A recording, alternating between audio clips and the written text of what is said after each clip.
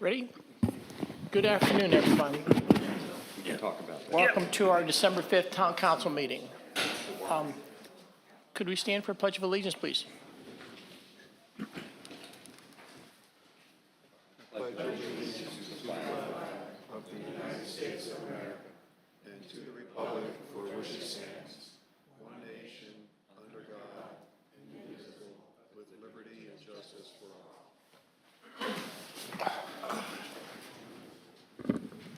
Thank you.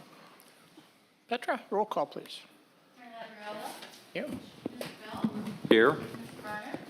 Here. Here. We have two sets of minutes, October under tab 1, October 24th, and tab 2, November the 7th. Only one. Second one is not ready yet. I'm sorry? On October 24th, could I have a motion to approve, please?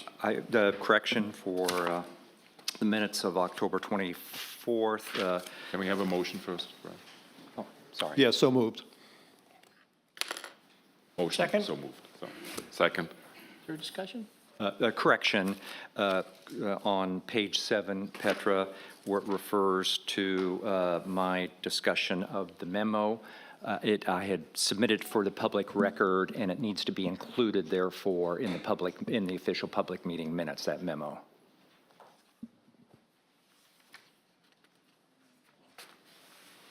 You got mine, right? Yes. Okay. Good. I just had some little typos here and there, so. I'm sorry, what did you, it is available to the, what are you asking, Brad? What was your suggestion here? The memo Oh, that I I'm sorry. submitted Yeah, for the because record. he stated it was Yeah, for yeah, the yeah, record. okay. And it needs to be included in the official meeting minutes. Got it, okay. Michael, you had some comments? Nope. Hearing none, all in favor? Aye. Aye. Okay, excuse me. Second set are in progress. Updates. I'll turn to you, Michael. Anything to? Yes, I have a few things that I wanted to update. Some are similar to what I mentioned yesterday during the KICA board meeting, but I always experience that sometimes the audience is different, so it's worth it. I'm sure that my colleague Brad Belt will elaborate a little bit on the Sam Spit situation. I just want to reference to the fact that now with the expiration of the development agreement with the partners, we need to pursue a couple of stipulations that are related to the Captain Sam Spit. At least one paragraph seems to be pretty straightforward. There's one paragraph that I think could be interpreted in many different ways, and I'm very confident that the lawyers on the island and here in the room will have a great game with that one. Just also wanted to point out that the letter that went out this morning from Preserve Kiowa, both Kika yesterday and the town last week have already acted on these two paragraphs. So if you read the statement from Preserve Kiowa, it appears that the town hasn't done anything yet, and that's not correct, although they were advised this morning at 6:30. Second, we are at the very finish line as the Kika Toki ARB work group, and I'm sure that Brad might also make a comment to this, and I wanted to just emphasize to the community to please read the report that's going to come out today. Next steps are really a podcast that we are bringing out probably early next week to explain a few things, and then we will again have a drop-in meeting where we are currently trying to find a good date for everybody. Number 3, just a quick statement. Russ and I worked, as you all know, on the traffic situation at the first gate, and we have now hired a special person in our team that will take care of guiding traffic at the intersection of Kiowa Island Parkway and Kiowa Beachwalker Drive. And we hope that this is really going to help mitigate the traffic backups, especially in the morning with all the construction workers coming to the island. Some of you, number 4, some of you will remember we had a discussion during the recent retreat about traffic mitigation matters, and it sounded, at least we never made a decision about it, but it sounded that the council would be in favor of selecting certain days where construction would not be allowed on the island. And I was very happy yesterday in the KICA board meeting that actually the KICA board moved forward with that and added several days to the calendar where construction work on the island before or after holidays will not be allowed, which I think is a great thing for the community, both in terms of traffic, but also in terms of noise. Number 5, we had a lot of discussion recently with several emergency agencies that are also serving our area. And one of the key topics that we brought forward was always trying to find a way to bring a full-time, 24/7, fully staffed, fully educated EMS truck onto the island. We have one occasionally at station number 6 when off-duty EMS workers are available, so they come to the island with their truck, but we really want to have our own truck on the island, so that's one thing that we are pursuing. And the second thing also, Russ and I did this yesterday, Russ? It was yesterday, no? Yes, it was yesterday. Yesterday at the strategy session for the St. John's Fire Department, also to make sure that they understand that we really want more of the fire department personnel be educated as paramedics to help instantly with emergencies on the island. So I hope that these things will move forward quickly so that we can really improve our emergency services for our citizens. Number 6, related a little bit to the topic of police department. Many of you know that we recently, this year, had 2 bomb threats on the island or close to the island. One was on February 14th at the Kiowa Island Real Estate Building. It was a mentally distressed woman, I think, that made that threat. Just wanted to reference the fire department was at the scene in just a little bit over 4 minutes after the call came in. The beach patrol, the town's beach patrol, took 7 minutes. The police, although at that time in February we still had a full day contract, took 13 minutes to be on site. And again, that was a bomb threat. We had another bomb threat on November 21st, just very recently at the Harris Teeter. Here in Freshfields, there was another bomb threat issued at the same time to the Harris Teeter on Maybanks and one on St. John's, James Island, I believe, right? Our fire department was on the scene in Freshfields within 9 minutes. The police took more than 22 minutes to have a first police car on site. And again, that was a bomb threat. Even to the Maybank facility of Harris Teeter, they were there in 21 minutes, although that's much closer than we are. So I just wanted to bring this forward, A, to inform the community, but B, also, not that I'm advocating at this time that we need our own police department, but I would appreciate more conversation within the community about the matter. Do we want to go down this route? Don't we? What are the pluses and the minuses? We have to have a healthy debate about this topic in 2024 so that we can make the right decisions. We spoke to several experts, police experts, about this matter in recent days, and they all seem to encourage us that we probably need something like this over the next 5 years. Again, I'm not saying we need to. We are far from being there. We have still an RFP in the revision that would help us with a consultant to make that determination. But some of the facts that I listed here point in a certain direction that we should really take seriously. Number 7, I think I reported recently that we are trying to get a no-wake zone on the Kiowa River between the bridge, so our causeway bridge, and the inlet of Captain Sam Spit. So we had various discussions with government agencies that are determining if there can be a no-wake zone. We came to kind of a compromise agreement because we don't meet the very, very strict and tight requirements for a no-wake zone. We don't meet those. But we got help from the Department of Natural Resources, DNR, that actually manage no-wake zones in the state, to actually get official signs that would remind boaters that they are responsible for their own wake. So it's not a full no-wake zone, but it's a doable compromise. And thank you also to a lot of the communities along the Kiowa Island River, in particular the Rabbit, Riverview, one of the river views, Inlet Cove, the club, the resort. They all helped us with recommendation letters for this. So we have already installed the first signs last week at the bridge and close to the, Roger, the Mingo Point boat landing, I believe.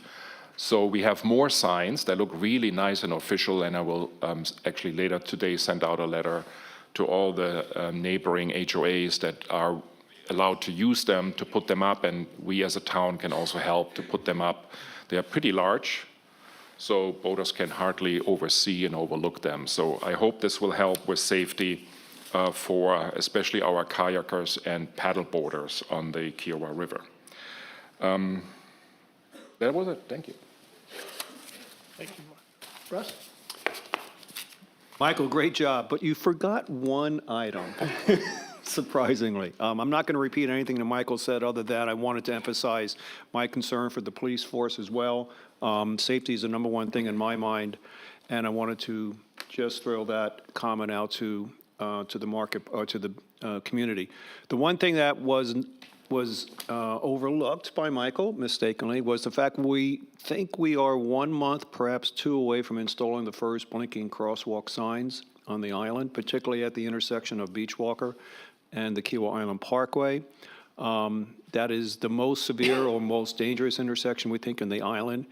And if these signs work, we will expand throughout the island. But it took a long time to get here, but it looks like we're about to install the first ones.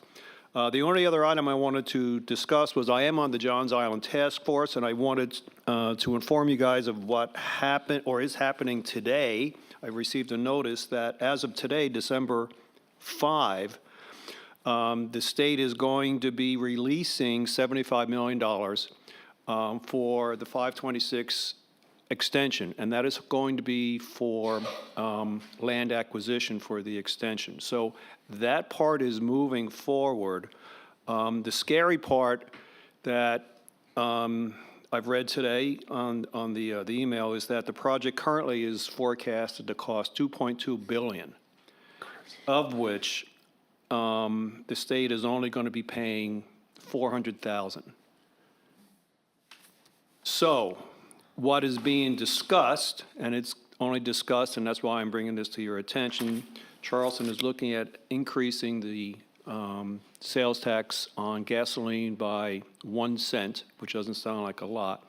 But I just wanted to let you know that's the current status of the 526 extension. Mr. Mayor. Thanks, Russ. Brad? Thank you, Mr. Mayor. Just briefly, Michael, Councilmember Heidingsfelder touched upon 2 of these topics. I won't really belabor anything with regard to the A or B task force work. The report will be coming out, and like Councilmember Heidingsfelder, I commend that to everybody's attention. I would note that we have several members of the task force actually with us. There are 2 KICA board members that are part of that task force. I see Madeline. I'm not sure. I may be missing somebody. A lot of time and effort has gone into that. Whether you agree with everything in it or not, we want your feedback, and we will be scheduling a public or community meeting in the near future. It may not be until after the first of the year, but it will be critically important for everybody to provide their feedback to us at that point in time. Councilmember Heidingsfelder also mentioned the issue with regard to Sam Spit and a board letter that the KICA board submitted yesterday to Kiowa Partners. the audience may be a little confused about what that is all about. So just very briefly, the development agreement which expired yesterday between the town and Kiowa Partners has obligations and rights and responsibilities that pertain to both parties, and also some provisions for which KICA is known as a third-party intended beneficiary.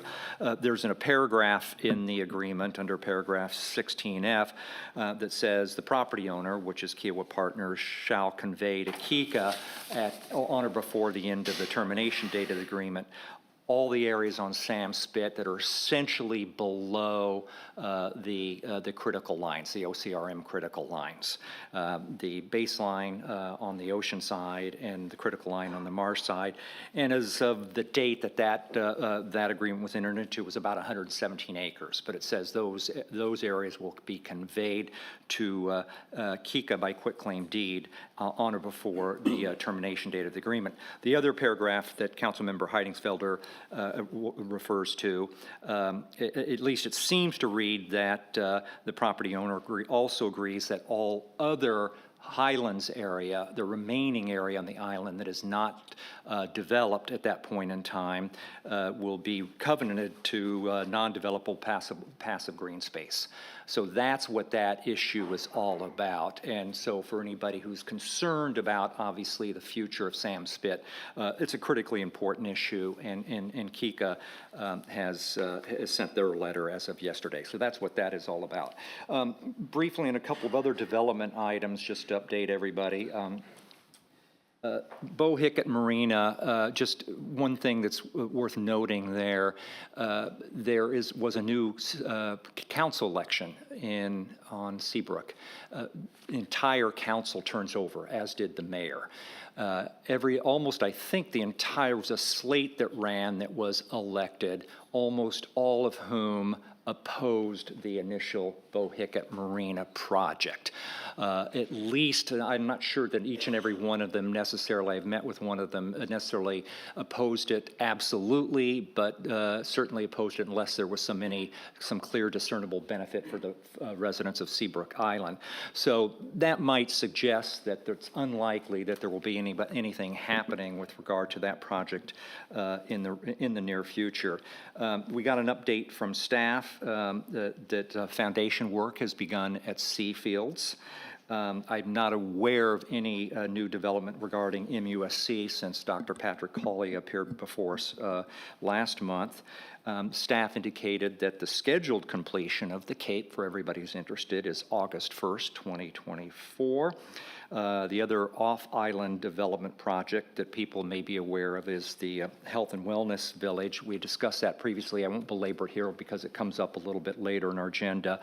But that is on the agenda, notwithstanding the fact the Charleston County planning staff recommended against the development proceeding forward, notwithstanding the fact that there was a 7-0 vote on the part of the Planning Commission against the project going forward. It is still currently scheduled before the Charleston County public hearing on December 12th. So anybody who's interested in that project, we will have an opportunity to talk about that. I thought it was the 18th, Brad. It's the 12th. The 12th? Yeah. At least as I checked earlier today. So, but that may have changed, Michael. Mm-hmm. The last thing that I'll mention to kind of provide a brief update, because obviously there's been a significant interest in development plans. We may hear more about that with regard to the Beachwalker Drive projects. As everybody, I think, now knows, the council has approved rezoning of various parcels, including the Beachwalker parcels. Those recommendations were made by the Planning Commission and adopted by the council. The process that's still ongoing is the staff is reviewing the site plans for both the upper and lower Beachwalker tracks, upper known as West End, lower as Ocean Pines.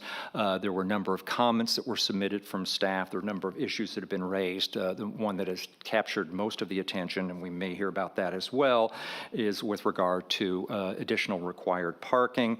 So that process continues, and really nothing else happens until such time, if and when the site plans are approved. It is my understanding from staff that simultaneously, and correct me if I'm wrong, Stephanie, that the building staff is submitting comments that building plans and construction drawings have been submitted to the staff, and those are being reviewed and comments at the same time that the site plans are being reviewed. The last element was the fact that there had been discussions between the three most directly impacted HOAs, Inlet Cove, Riverview, and the Cottage Owners Association regarding a number of potential issues with regard to both developments, but particularly focused on a possible planned development district for the Upper Beachwalker Tract. Members of the community did meet with representatives of Kiowa Partners to discuss that. They outlined what their concerns were, what their conditions were to support that, and I think they're waiting feedback from the developer with respect to those requests. And again, we may hear about that. And that's all I have, Mr. Chairman. Thank you all. Stephanie? Anything? Nothing. Okay. Citizen comments. Jordan?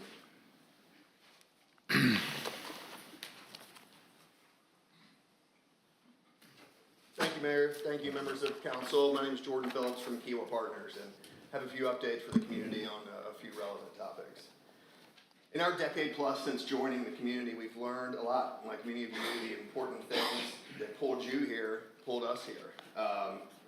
With that in mind, over the past 18 months, we've been focused on several specific initiatives to better the community. On the Cape Ocean Pines project, we are committed to solving the perceived parking issue via a reduction in density on the project. We have met with staff and agreed that the shortfall is 85 spaces, and we will be removing 2 6-unit buildings, multi-million-dollar loss for us, but supporting the decision that more parking is needed. So we will be revising the site plan and submitting that, and then hopefully moving towards approval for that project. For Upper Beachwalker, we anticipate starting the plan development process in January. We have very productive meetings with neighboring associations and look forward to a collaborative process to getting a PD in place that all parties can be happy with. On the ARB, Kiowa Partners is committed to an orderly transition to KICA.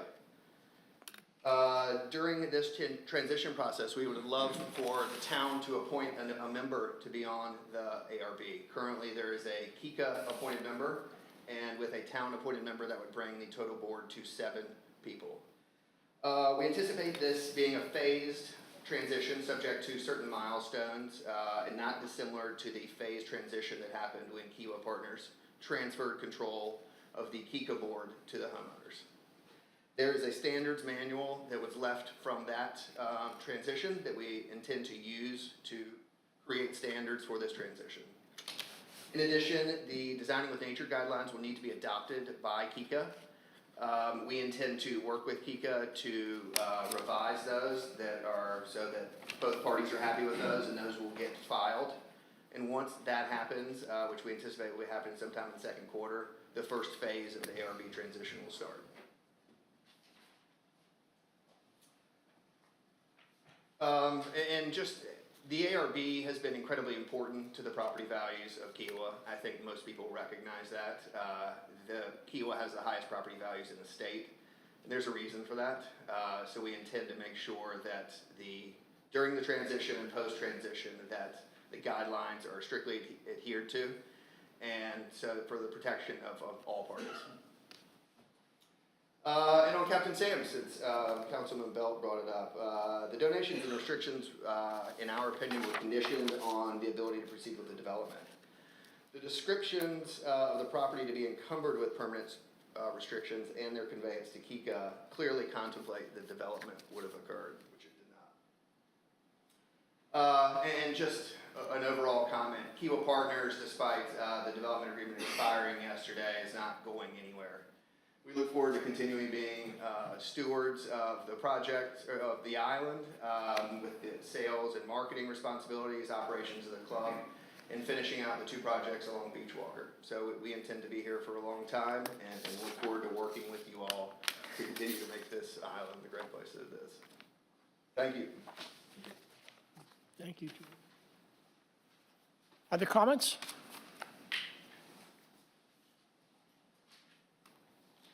Sure.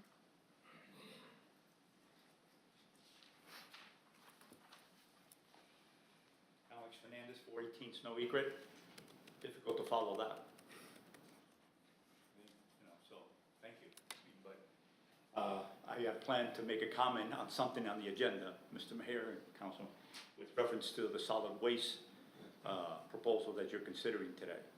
I know this is a good thing because you put it out to bid, and the lowest bidder is over $150,000 difference from the second highest bidder. But it happens to be that it will be a new garbage pickup company to the island. In the material, it did say that staff did a total review of the process, of the bid, et cetera. Just want to be sure that, we also went back and talked to some of the customers that this new company will be providing a service, and telling us that even though it's $150,000 savings, that our level of service is not going to be reduced. Garbage is a sensitive issue with our residents, so that's my comment. Thank you. Thanks. Any other comment? Jordan, thank you for taking the time to come here this afternoon. This is important stuff and very helpful, so thank you very much. Thank you. Mr. Warren.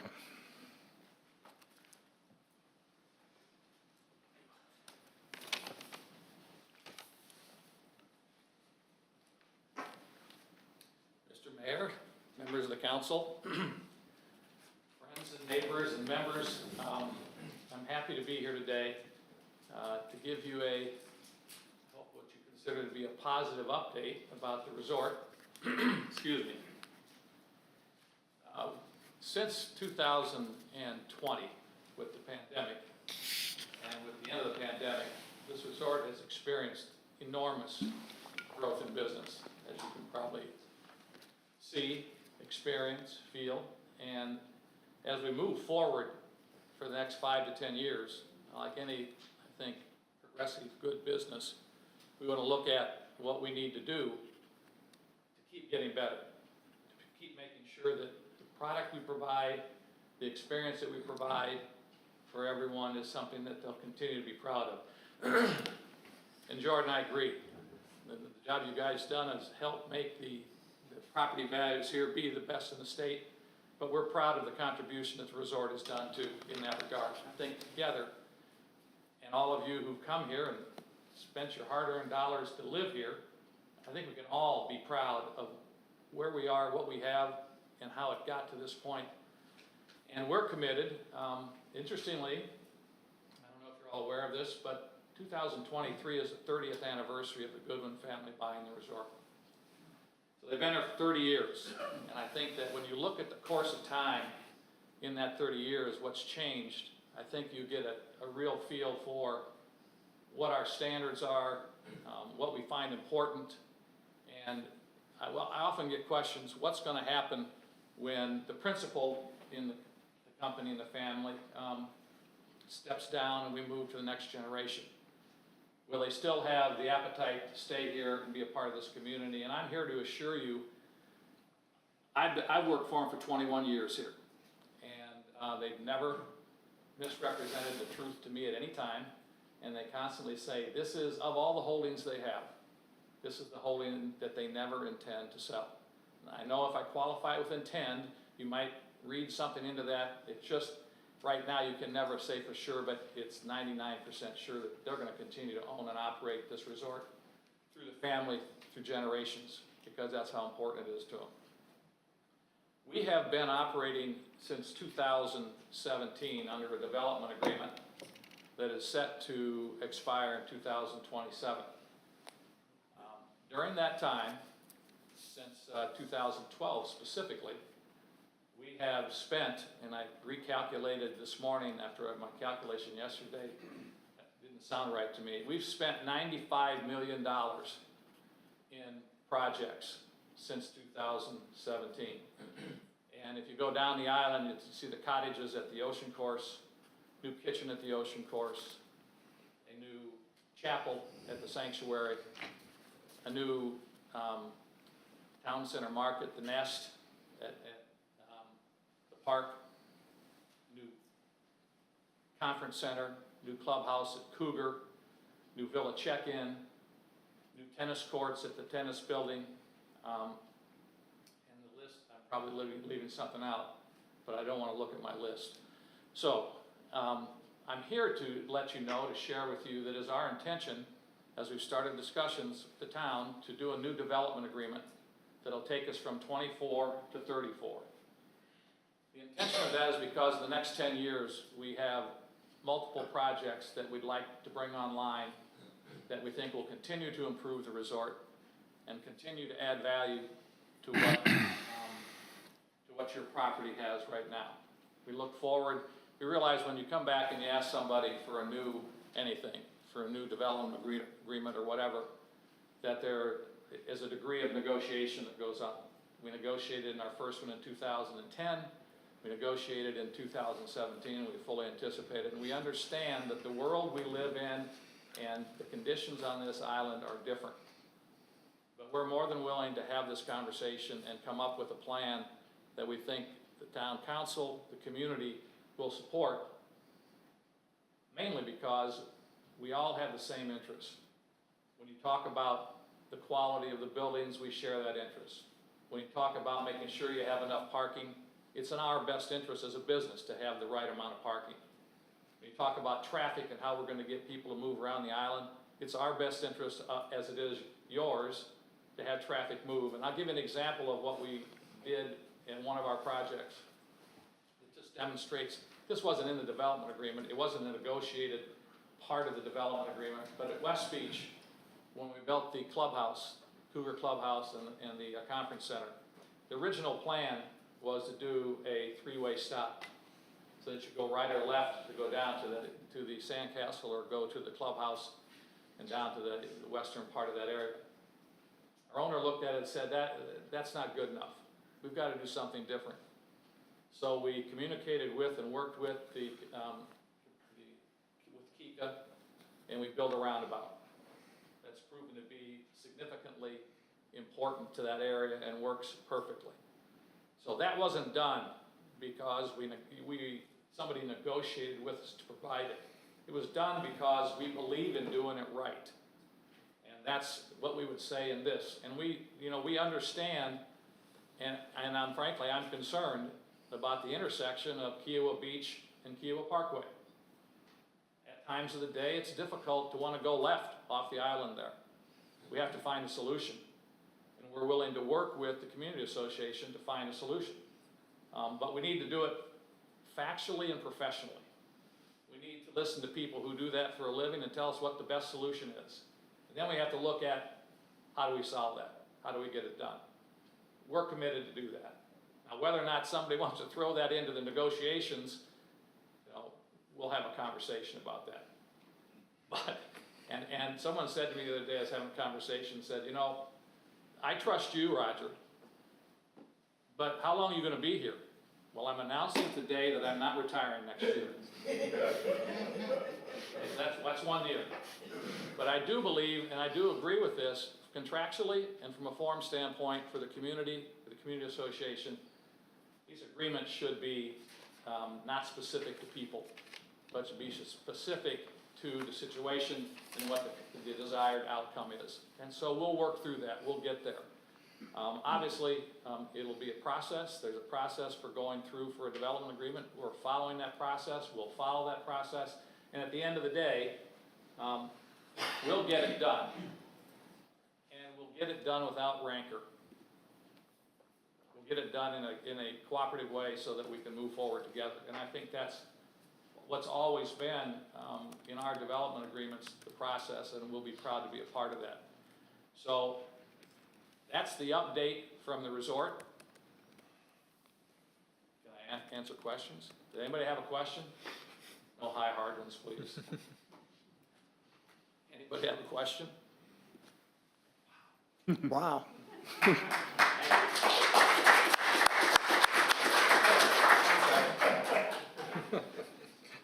This one I'm personally excited about. Can't guarantee it, but I can tell you, I was asked today, are we still building a new golf course? As far as I know, we're building a new golf course. I'm pushing for it. We have the land under contract. Part of the land, we own 158 acres. We've got a contract for 118 acres. We're in the 90-day due diligence period. Once we close on that, after we do the surveys and everything, we'll begin the search for architects and get into the construction of a golf course and a new clubhouse. So we're excited about it. Lord knows we need more golf.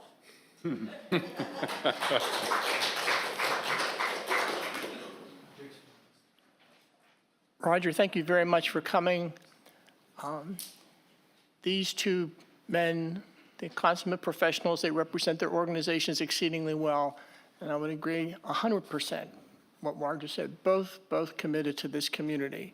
So we are fortunate to have, we've seen a transition from the one family to our new South Street.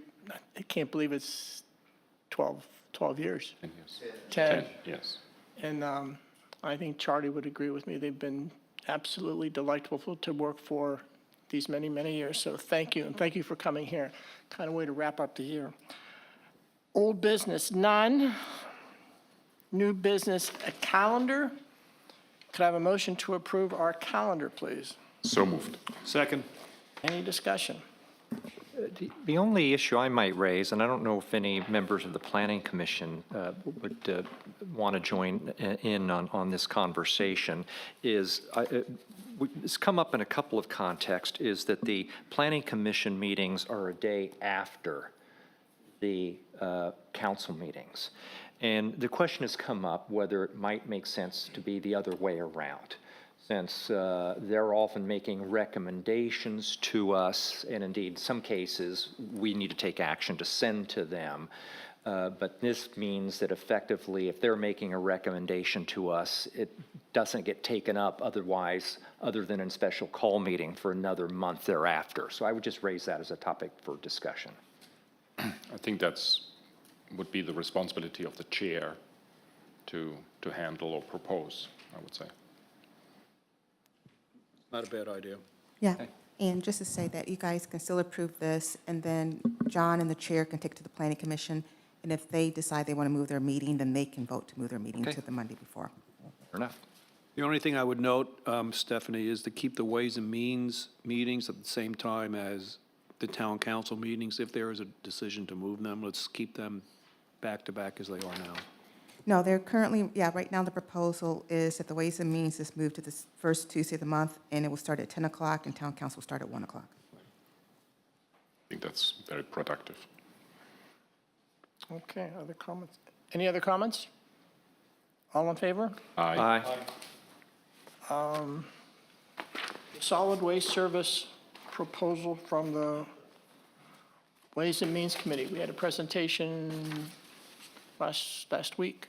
So any additional comments? Could I have a motion to approve, please? So moved. Second. Okay, discussion? The only comment that I wanted to bring up is to Mr. Fernandez's point. I did challenge and ask with respect to the difference of the two bids.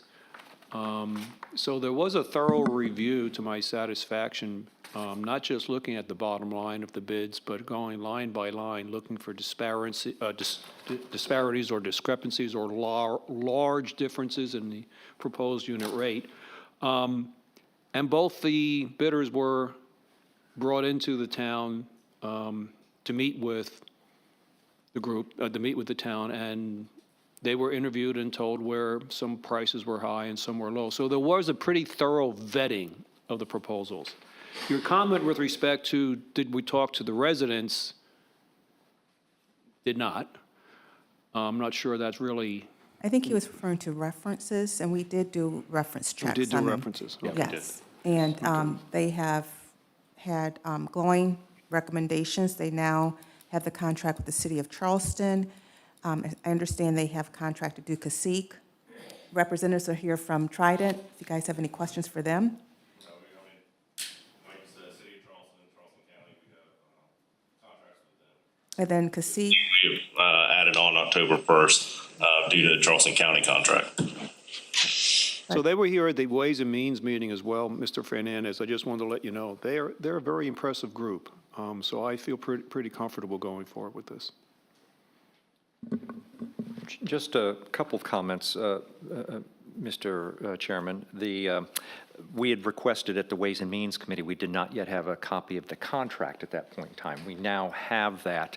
By the way, I agree with Councilmember Berner. I thought that Trident did a good job in presenting their services, and they were very professional and impressive.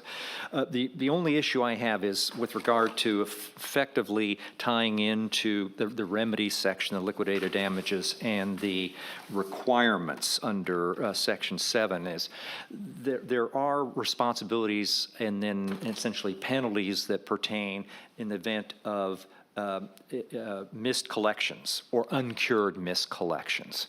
But nowhere that, at least as I read through this today, was there any reference to a requirement to not commingle regular waste and recycling waste and any penalties that might pertain to that. So I would suggest that we add under Section 7, even though it's an oddly, all the requirements for some reason are under the Section 7 entitled Containers and Other Equipment, but it has all the requirements for the company, including taking reasonable care to prevent damage to containers, closing lids, being responsible, this, that, and the other thing, to add a requirement to not commingle regular trash and recyclable I think items. it's somewhere else in there as well. I think I saw it, Did but see I it. think I saw it, but I think it's a good thing to add it to Section 7 as well. Section 7, and then there is not in the Section 12, which is titled liquidated damages, again, the remedies, the ability to impose penalties only pertains to uncured miscollections rather than improper treatment of trash, which would also, I think, apply to improper disposal as defined in the definitions in Section 2. So what I would propose, if the staff could address those cleanup items, additions, that I would be fully supportive of moving forward with this. yes, we can do that, because we have received some other cleanup items from Mr. Hedenfelter that we are working on. Okay. So if you can, And I'm happy to work with you on kind of if you can specific just send language. those Okay. two, yeah, Okay. we'll work with you on that. So I provided a long list. I went through this over the weekend, and nothing material, but a few things. For example, also to Section 7, I would like to add a paragraph. It's in one of the exhibits, I believe it is mentioned, but also here that in the case that the teams observe contamination or cross-contamination in a trash bin, that you take photos and send them to us with address so that we can talk to the, not penalize, but talk to the resident and provide information and education to please not do that, right? So that would, for example, be in addition also to Section 7. There were a few other things that are more administrative, and I think Brian is already working on making some changes that I recommended. There's one question I'm having, and I apologize for being a little German here. I think you know that we want, and you committed starting July 1st to help us with the collection and proper disposal of household hazardous waste, which is everything from a battery to a trash, to a paint can, to an electronic product of any kind, even a little remote control for your TV, etc. We were hoping that we can actually have that first event in coming weeks to experience while people are on the island, you know, how they respond to this and what they bring us and how much they bring us, etc. So I was hoping that you guys could commit helping us maybe still even in December to have our first event maybe you can give us a very special prize for this as well. But helping the Kiowa Goes Green initiative to make a head start for this, because we are still working a little bit in a data-less environment because we don't know exactly what the community will bring us. So we would really appreciate if you could work, please, with Brian on, something like that would help us in accomplishing that hazardous waste collection. But as I understand it, that has nothing to do with the contract. That has nothing to do with the contract you guys are discussing. This is in addition. I mean, Okay. Yes, it Just has wanna nothing make to do with the yeah. explicit contract, but it Correct. is mentioned in the contract, and we just want to do this a little earlier to see how the community responds to that. Okay, thank you. Anything else? Okay, we have a motion. All in favor? Aye. Okay. Next is, guys, item 6 is the state tax funding. This is also a recommendation coming out of the Ways and Means Committee. Any comments? Could I have a motion to approve? So moved. Second. Okay, discussion? We spent a fair amount of time on this last week. I guess the only thing, given the fact that we did spend a lot of time, that one of the issues or matters we discussed was trying to do a better job of getting out to the community more broadly the opportunity for entities who could justify their expenditures as tourism-related under the state statute to take a look at whether or not they may want to consider applying for state tax funds. It is been the case that for the most part, the same entities keep coming back. And that suggests that maybe there are other opportunities, other entities that could benefit from the allocation of, say, tax funds. So I think we plan to, the community of the town plans to do a better job of getting the information out there. And that you've got 2 bites of the apple, of course, during the year, basically. So stay tuned. And as I mentioned during the Ways and Means, we had one topic, for example, exactly over down that alley with short-term rental, talking to one of the representatives in the state tax committee, Stephen Ellis, to see if there's actually a way that they can use this money also to promote and help, the property owners on the island to get even more renters to their homes and condos. And just for the benefit of the community, I've had to been educated in the last year about the intricacies of state accommodations tax, both the receipt of the funds and the allocation of the funds. But this is a unique revenue source for the town. It's a relatively high proportion of the town's revenue. They are restricted funds. But these monies come in. We have to spend them, and we have to spend them in certain ways. That's why they're restricted funds, and we have to do so within 2 years. So you can be creative to an extent, and the language of the permitted uses, tourism-related, is fairly broad, but nonetheless, it's incumbent on everybody in the community to try to think creatively about how we can take advantage of these funds to make sure they're being used most appropriately. Okay. All in favor of the motion? Aye. Okay. A Ford Lightning truck. I believe that is going to be Michael or Brian. Okay, Michael is heading up.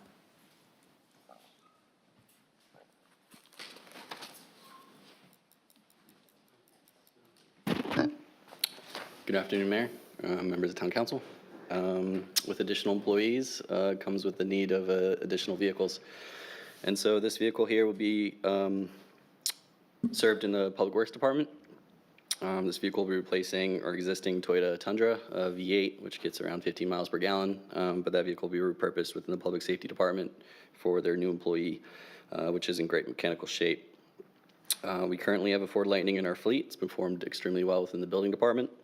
And through the Go Green initiative, there's been much discussion about how EV would perform on the beach. And so this would be a perfect test case for that within the Public Works Department. The vehicle fits well within the Go Green initiative's goal to convert an applicable portion of vehicle fleet to operating entities such as town, Kika, the resort. And the process for this is to procure through a Sourcewell-approved state contract with National Auto Fleet Group. The quote generated is for a specific truck. It will be built by Ford Motor Company in Q1 of next year, and we can expect delivery in Q2 of 2024. Staff recommends the purchase of a one new and used 2024 Ford Lightning XLT Super Crew, and the purchase of this vehicle has already been budgeted for and approved in this fiscal year. Correction on it. On the cost is $58,940, and it'll come from the general fund. Okay. Could I have a motion to approve, please? So moved. Second. Discussion? Questions of Michael? Just the question for either Michael or Stephanie. I mean, are we required to go through this Sourcewell-approved state contract with National Auto Fleet Group? It's not a requirement, but we have purchased through them before, and it seemed to streamline the process pretty well. Dealing with dealerships, especially lately with the manufacturing issues, has been quite difficult. So we actually found this as a great alternative for us. And historically, what we've done is that, based on our ordinance procurement, we have put out for bid, and normally we would have local dealerships bidding on it. And so we started going through, essentially, we went through the county or the state, their procurement process for state contracts, and we felt that that would be the best way for us to get a better deal, have the specs we need, and not have to try to wrangle in a variety of different dealerships through the RFP. So we just decided to stick with the county and state's procurement process. And that, from an efficiency standpoint, may make sense. I would just note that the savings off of MSRP is a little light than you would typically be the case for a Ford 150. Yeah, but and we've it's gotten- probably not that meaningful. Right. For that model, And when actually. we did just the one-off, just because when we went and bid it out, when we were doing ourselves, because we were generally asking for one vehicle or two vehicles, we probably were not getting very great deals from that. So with the state being able and county getting that. So I do contract. have a follow-up question. So unlike going down to the local Ford dealer on Betsy, on whatever road, Seven. who would service this vehicle under warranty if there is something wrong with it? Local dealerships. So then we would have to pay for that, I suspect, rather than being under warranty? No, if it's under the manufacturer warranty, it'll still be under their So the local care. Ford dealer would still, Yeah. Because they get paid by the okay, manufacturer. just wanted to make sure. Yeah, no, he has to because he has a territory promised by the manufacturer, so he has to. Michael, you mentioned, go ahead. Good, John.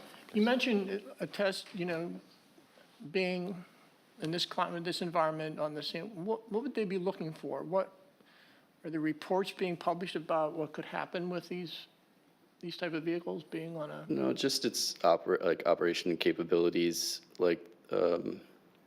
I've talked to a Ford engineer about basically there's been concerns within the Q Island Go Green initiative about corrosion, rust, things that we've seen out here when it comes to vehicles. And I've had a Ford engineer assure me that all the battery terminals, everything is well insulated. There's not going to get salt, sand, sleet, anything to corrode the wires or the batteries. And so it's just kind of a proving test case for that. Okay, all right. So exactly in that comment, having worked for 20 years in my career in the auto industry, so I know their processes and their diligence in how they test these vehicles, but I think it's a good idea that we do this too. I would just recommend that you do a very thorough training with whoever is driving the vehicle, especially on the beach, so that, we know how to get around, water puddles, et cetera, to at least try to minimize a little bit of the corrosion that will certainly take place, but, would only be expedited and not even for the battery parts, but I mean for brakes and axles and all this stuff, that we are a little careful in how we are doing this. Sure. Thank you. Any other discussion, comments? All in favor? Aye. Aye. Aye. Thank you. Thank you, Michael. Michael. Thank you. Maybe you can do commercials. That was a joke. But then they want us to drive through the water, and I would not recommend that. Tab 7. Business license. Yeah, that's me. It's you, okay. Yes, so I'm asking today to approve an amendment to our business license ordinance to reflect changes in the class schedules. Every couple of years, IRS reviews how profitable businesses are, and they place them in certain schedules, with A being the least profitable and 8 most profitable. And every odd year, we have to, per state law, we have to make those changes. So there is no changes in rates, but there is changes from one class to another for certain businesses. And the Schedule B, like very last schedule attached to it, shows a summary of those changes. So majority of businesses actually are going up a class, it's mostly gonna affect hotels, food establishments, and just some admin services. And our business license schedule, so based on the class, starting class 1, for example, you pay the base rate is $55 on the first 2,000 plus percentage of whatever is after 2,000. Any questions? Who actually makes decisions about something like this? Cool. It's a state law now. A couple of years ago, the state decided to pretty much standardize business license processing. And we all have to, all the municipalities or counties, they do levy business license, have to follow that ordinance. So every business, a business that does business in different jurisdictions, they're gonna be in class 1, on Kiowa, in Charleston, wherever they do business. But Because there's somebody in Colombia that thinks about billiard and pool rooms. well, there is places, so Okay, that's got why some of those, yes, some of those classifications are not applicable to us, but we have to use the same schedule as every other jurisdiction. So we are just conforming our ordinance to the changes in the state law requirements. That's correct. Is this going to have any impact to the budget or revenue forecast? A little bit. Well, for example, hotels are going to class, they were class 3, they're going to be class 1. We only have 2 hotels, but they have a good revenue generator, so they're going to be paying less for a couple of years. Less? Less in business licenses that they did last year because they were class 3, now they're class 1. And class 1 is the lower rate. I'm just curious, why does this change so often? So IRS, this is pretty much IRS. Every couple of years, they review the tax returns. And this is probably, like, for example, for accommodation, they're looking at the COVID year. They were low. The profits were low at that time. So this is based on 3 years ago, on the data that we're collecting 3 years ago. In 3 years, we're going to change those schedules again to comply with what IRS is requiring. Okay. So nobody was thinking about, in Colombia again, about the fact that 3 years ago, which was 2020, the hotel industry was COVID notably was closed, down, yeah. as Roger will confirm. Yeah. Okay, so nobody thought about that one. Well, no, this is based on actual tax return, and that was the data that they were collecting. But But I did understand you correctly that now, for example, Roger will pay less tax, which gives us probably a good argument actually in our development agreement discussions, correct? But just to clarify, actually, a question in that regard. The classifications are established pursuant to state law. Is the rate for each classification established by state law, or the No. town establishes the town that? establishes the rate. The classification is per state law, per IRS, and then state law. But the rates also, it's up to the council. The rates could be changed, and the rates is assigned to a class, but it can only be done in the even years, the rate change. I see. Classification in odd years. rate change in, yeah, in even years. I'm glad you're here. So could we have exactly that topic maybe on the agenda for the retreat in February? Sure. Yes, we that would can, be good. I can. Just to look at, Sure. look at the rates, do we need to change something, et cetera? And because we had the same kind of discussion about the business Permits. permit fees as Correct. well, as to where they kind of fit in regional and national Yes. averages. Any other questions? No, thank you. Okay, thank you. So we need a motion to, could I have a motion to approve? I think we did. I think Oh, is it, Marcia? we Excuse me. did, but All in favor? Aye. Aye. Okay. Under tab 8, a resolution 2023-06. Is Bruce here? Is Bruce in here? no. Oh, she's talking about the screen. Is anybody going to speak to this stuff, or? Well, Bruce is not here, it looks like, but what this is this requirement that the Charleston County requires all municipalities to essentially adopt this resolution that was provided to us by Charleston County in regards to regional hazard mitigation plan. If you have any specific questions on that, I would need to get Bruce.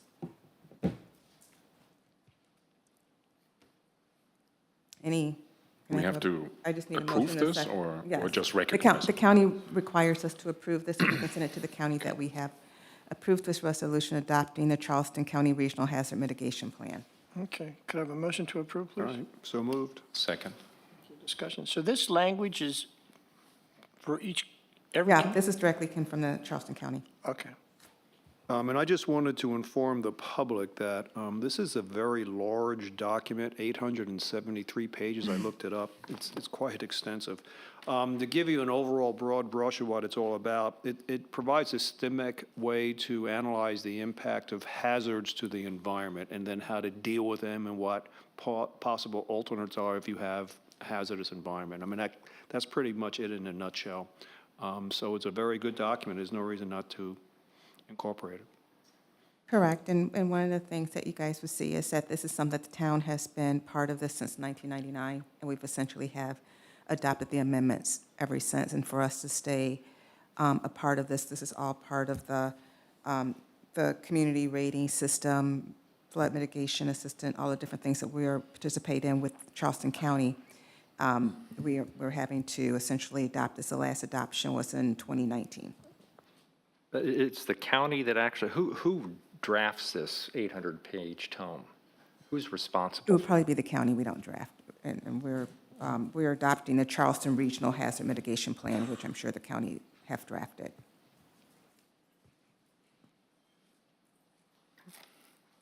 All right. Is this consistent, or is there any inconsistencies with our marsh management plan or our beach plan, the ones that we have here locally? I would doubt that it's inconsistent. I would have to refer that to Jim or John Taylor, but I would imagine that it's not inconsistent with our plan. Jim or John, do you guys have any comments on that? No, they do not, so I believe it's not inconsistent. This isn't a test, but have you looked? Maybe the right people aren't here, but I mean, we says we are adopting this. What is it we are actually imposing on ourselves to do, if anything? What we're just posing ourselves is that since we've been part of this plan since 1999, we're essentially saying that we're going to continue with regards to the requirements of, I don't know what's all in the plan, but the requirements of the mitigation plan. As you guys see in the last section, it states that the town is recognized in accordance with the community rating system, which you all know, which is the ISO rating, the Flood Mitigation Assistance Disaster Mitigation Act, that we will essentially continue abiding by the rules and requirements of the Charleston Regional Hazard Mitigation Plan. And Brad, just so there you know, timing? it's not necessarily hazardous chemical materials. Right, no, it's When not it's that. not No, that. no. It includes flood risk Yeah. and No, water That's quality. kind of what I'm wondering, either from what an obligation or a benefit. For example, flood mitigation assistance, since we're adopting this plan, what does that mean for Kiowa Island, given that we have flooding and we need to figure out how to mitigate flooding risk? Well, I So think a what number does- of, I think I would say probably a number of things that it would give us that when we're going through our process of recertifying that Bruce has to do every year as the flood mitigation manager, there are certain requirements, I would probably say within this plan, because FEMA is here for probably about a week or so, reviewing all the documents that we have to make sure that we're in compliance with the documents, probably in compliance with the Charleston County Mitigation Plan, so that it does help in the long run, the rating that you all have looked at, and one of the things that we'll discuss at the retreat is looking at, the question became when Folly Beach released their ratings, how can we get our ratings lower? And these are some of the things that Bruce will discuss at the retreat, and how to get our ratings lower. And probably one of the things that come out of this flood mitigation plan are looking at and containing those things that help the Kiowa residents in regards to their FEMA insurance and other requirements that we're required to have. So despite the fact Because that this we have. list, I'm sorry, this list that he goes through, I think he shared with you guys one time, it was very, very daunting. Yeah, I remember that. Probably 3 or 4 binders, and this is probably part of that I process. remember that list. So despite the fact that we have done that for 24 years, is there a time constraint here that we have to adopt this They wanted to have resolution this adopted by the end of this year. end of this year? it's supposed to be done every 5 years, and the last one was done in 2019. You were going to, yeah, I was informed that they had wanted to adopt it by the end of this year, but John can. So, John, I'm sorry for interrupting. So I just wanted to clarify something. Is this related to the discussion we had at the last retreat with respect to how to lower the island's insurance rates? There are many steps I don't know if that it's have to be. I don't know if it's a direct connection, but there's probably some link to that. Okay. In only thing I was regards to To my that. understanding. The only thing I was going to add specifically is that with the county's regional plan, what they do is go to each of the municipalities and look at a set of things that are what municipalities are actually doing. So we provided them different things in a spreadsheet that shares that whether department related or action item related that can contribute to the overall regionals plan. So a lot of the things that we would be considering, to your question, Mr. Berner, that would technically contribute to like CRS rating, the things that could consider long-term impacts to our overall rating. Those are built into the overall regional plan, but as far as an action item, we aren't hold to any standard of the regional plan. It's just that they're reaching out to municipalities because we fall under them from a regionality standpoint. Thinking of it as being more restrictive, less restrictive, as far as the municipality. Are there forms we need to fill out annually or quarterly or however to discuss what our data points are, if we're doing better than last year or something like that? So I think we provided them data based on, that's something Bruce would specifically have answered. I don't want to comment, but I know we provided them with some general interview questions of where are we. So they essentially interviewed a few different personnel. But I'm not sure that this is really connected. So when the FEMA guys come, they need all the data, they need answers to a long list of questions. I'm Right. not sure that this is the same here. Well, there's things that the county's also part of the process. So they ask Bruce team various things about us, what ordinances we have in place. We may go to Kika. So all of this feeds into their mitigation plan. So at the end of the day, we're all kind of in this plan together. The county is at this level, then we have our various plans. So John, hold on one sec. So to boil it down to the essence, so is anything in that hazard mitigation plan that we would here approve and incorporate, so to speak, is there any financial obligation by the town in there? And the other No. question around, is there any money we could get No and yes. involved? Potentially, yes, I think, but no to the first. Yes. Yeah. to Definitely, the there, second. so No financial. approving that resolution will not bind us financially in any way. No. It has- But we since are participating in a plan, we get support, and we might even get money. So I just want to. We can apply for any grants that I may think become it's a available. great question, but I want want to follow up on that because I'm now looking at this 873-page document, the 2019 one, and the section, the three or handful of pages that pertain to Kiowa Island specifically. And there's supposedly an action plan that we, in this one said, the action plan to be undertaken for town of Kiowa Island for hazard mitigation during 2017-2018. I don't know if we need to do we have an action plan now associated with this new resolution that updates that action plan? And there clearly are, if you're undertaking an action plan, there's probably some at least staffing resources that are devoted to that. No, I mean, I would have to look at, but probably the action plan I would think that we have in there is probably tied to the plans that we've done over the years with regards to CRS. But in terms of additional staffing, Bruce is our flood mitigation manager. So if there's any various ordinances that he may have brought forth, when was the flood base elevation? So there may be in that, various there ordinances should that we've be- done over the years. I haven't looked at it, but should be, the recent, like, amendments that we would have included, based on, like, FEMA updating the building height requirements based on the new flood maps. All of those play into the greater scheme of hazard mitigation. And so in that list of charts there, those would have been specific things that the town would have already been working on. Okay. So Stephanie, I just so- want to follow up on something we discussed at Yes. the retreat, ways to lower our community's insurance costs. Right, Are we going to right. be updated with, Yes, Bruce on has. the next one? Okay. Mhm. He's going to have a draft, just for discussion purposes, of an ordinance dealing with essentially Great. Yeah. flood mitigation. Yeah. That So, if, but I'm- eventually, if we adopt, et cetera, all that will go to the county, and probably feed into the Charleston County Flood Mitigation Plan. So I don't know how you guys feel about this. I feel like we're still fishing a little bit for information, but don't have the complete picture.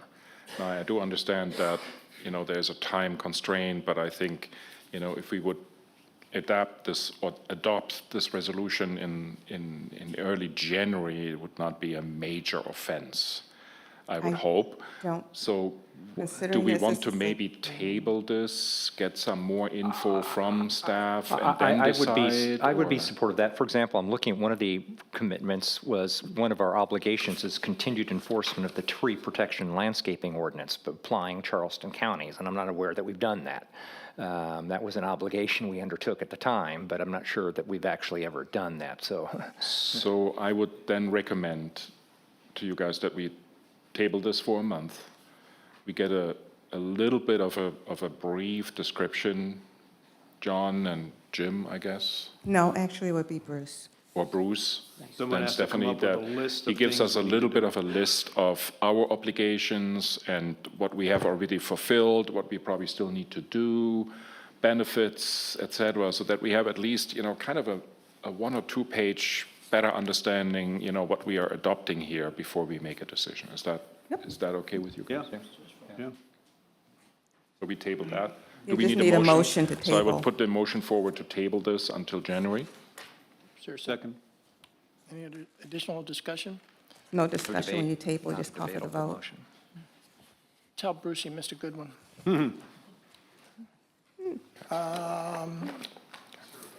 Oh, yeah, all in Yeah. favor? Aye.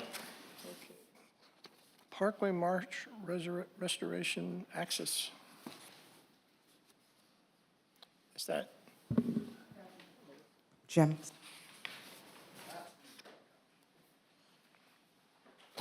We don't have a handout for this then?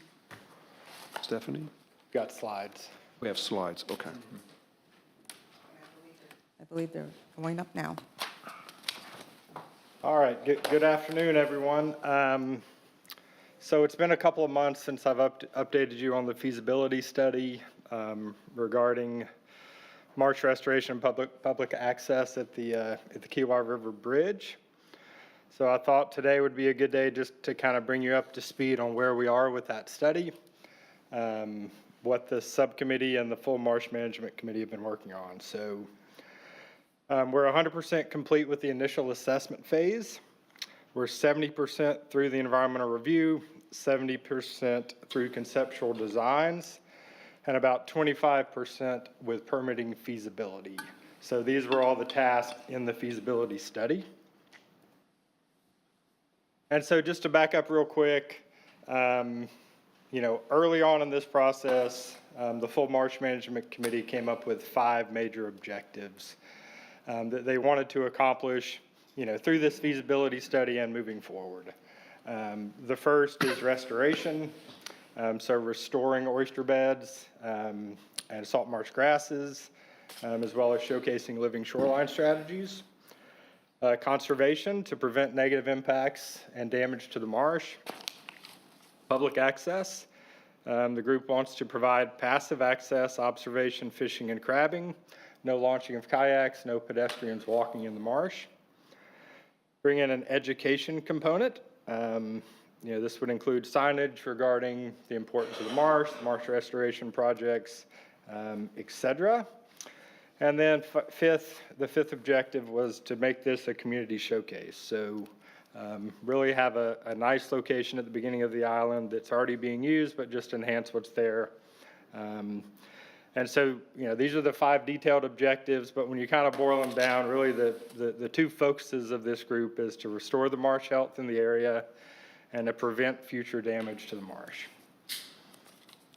And so we've been working through 2 different strategies, obviously 2 different main objectives here. So the first being to restore marsh health. And what the committee looked at the last meeting, again, was to restore a section of salt marsh that's currently pretty much a mud flat. So that's about a half an acre of marsh, pretty much directly in front of the parking area, moving towards the bridge. So restoring that through a combination of Spartina plantings, as well as just obviously keeping people off of the area, will allow the marsh to recover. And then the installation of a living shoreline along the river itself, where we're experiencing some pretty significant erosion there.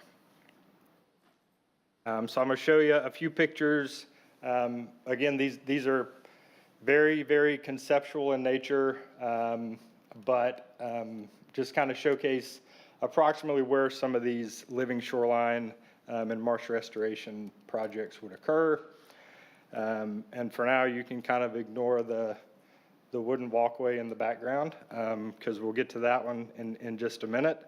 But as you can see there along the shoreline, we don't have any Spartina growing. The oyster beds are pretty sparse. And so all of these living shoreline techniques, what they're designed to do is to promote growth of oysters and basically restore the shoreline so that it's no longer eroding moving forward. Okay, so now we'll move on to the kind of the second objective and how the committee is looking at this. So that is to prevent future damage. So to prevent damage to the marsh, we've got to keep people out of it. And so the committee looked at 3 conceptual ideas, or three different strategies of keeping people out of the marsh. And so we can, okay.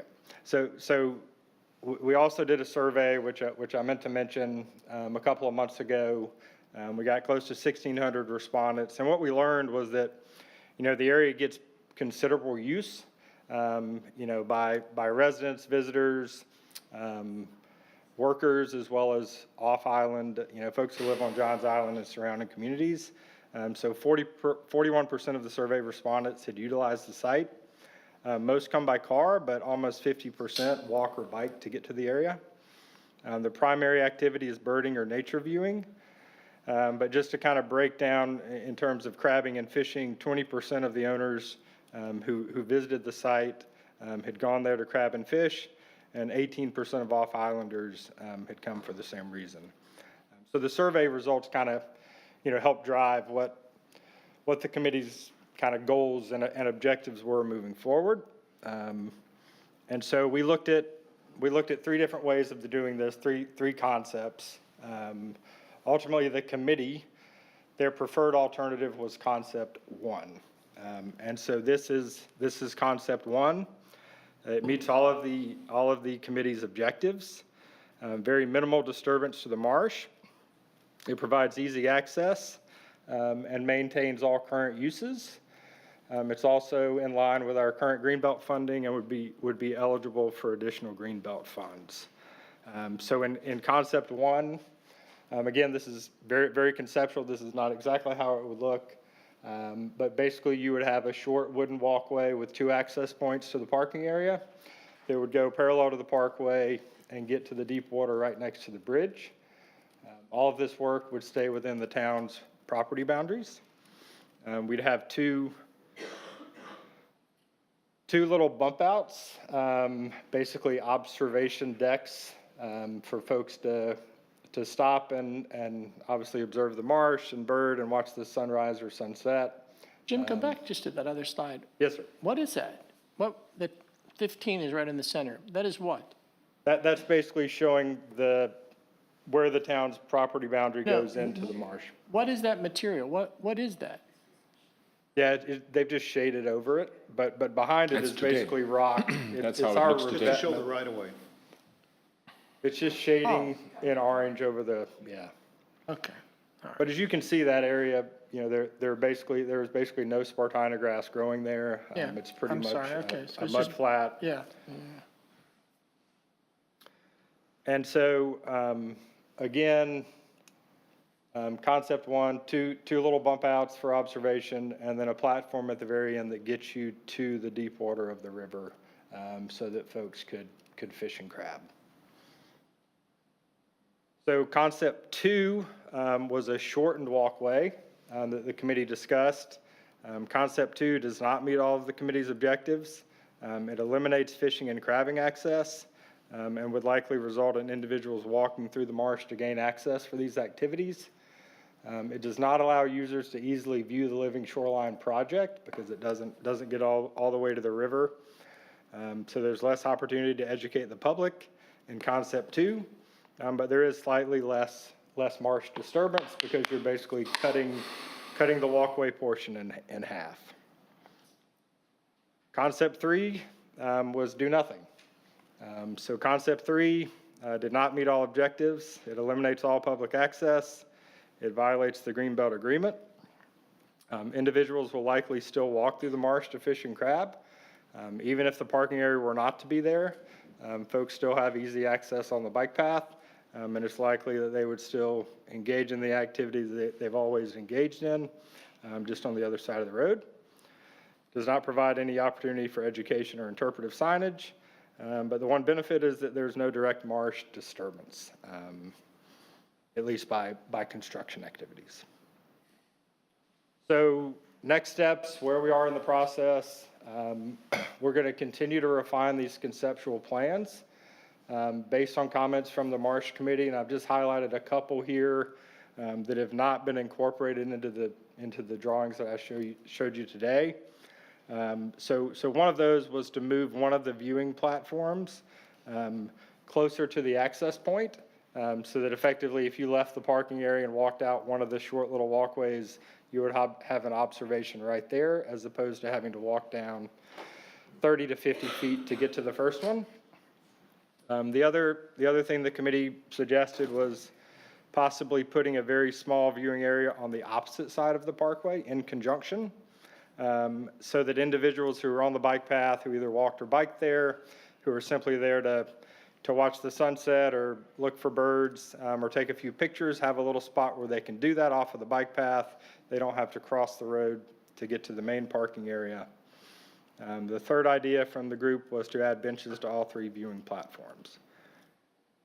So moving forward, we will meet with regulatory agencies sometime during December, and it's what's called a scoping meeting. So we have these ideas of things we want to do. We're going to talk to the regulatory agencies. We're going to get feedback, and then that feedback will be used to further refine these plans.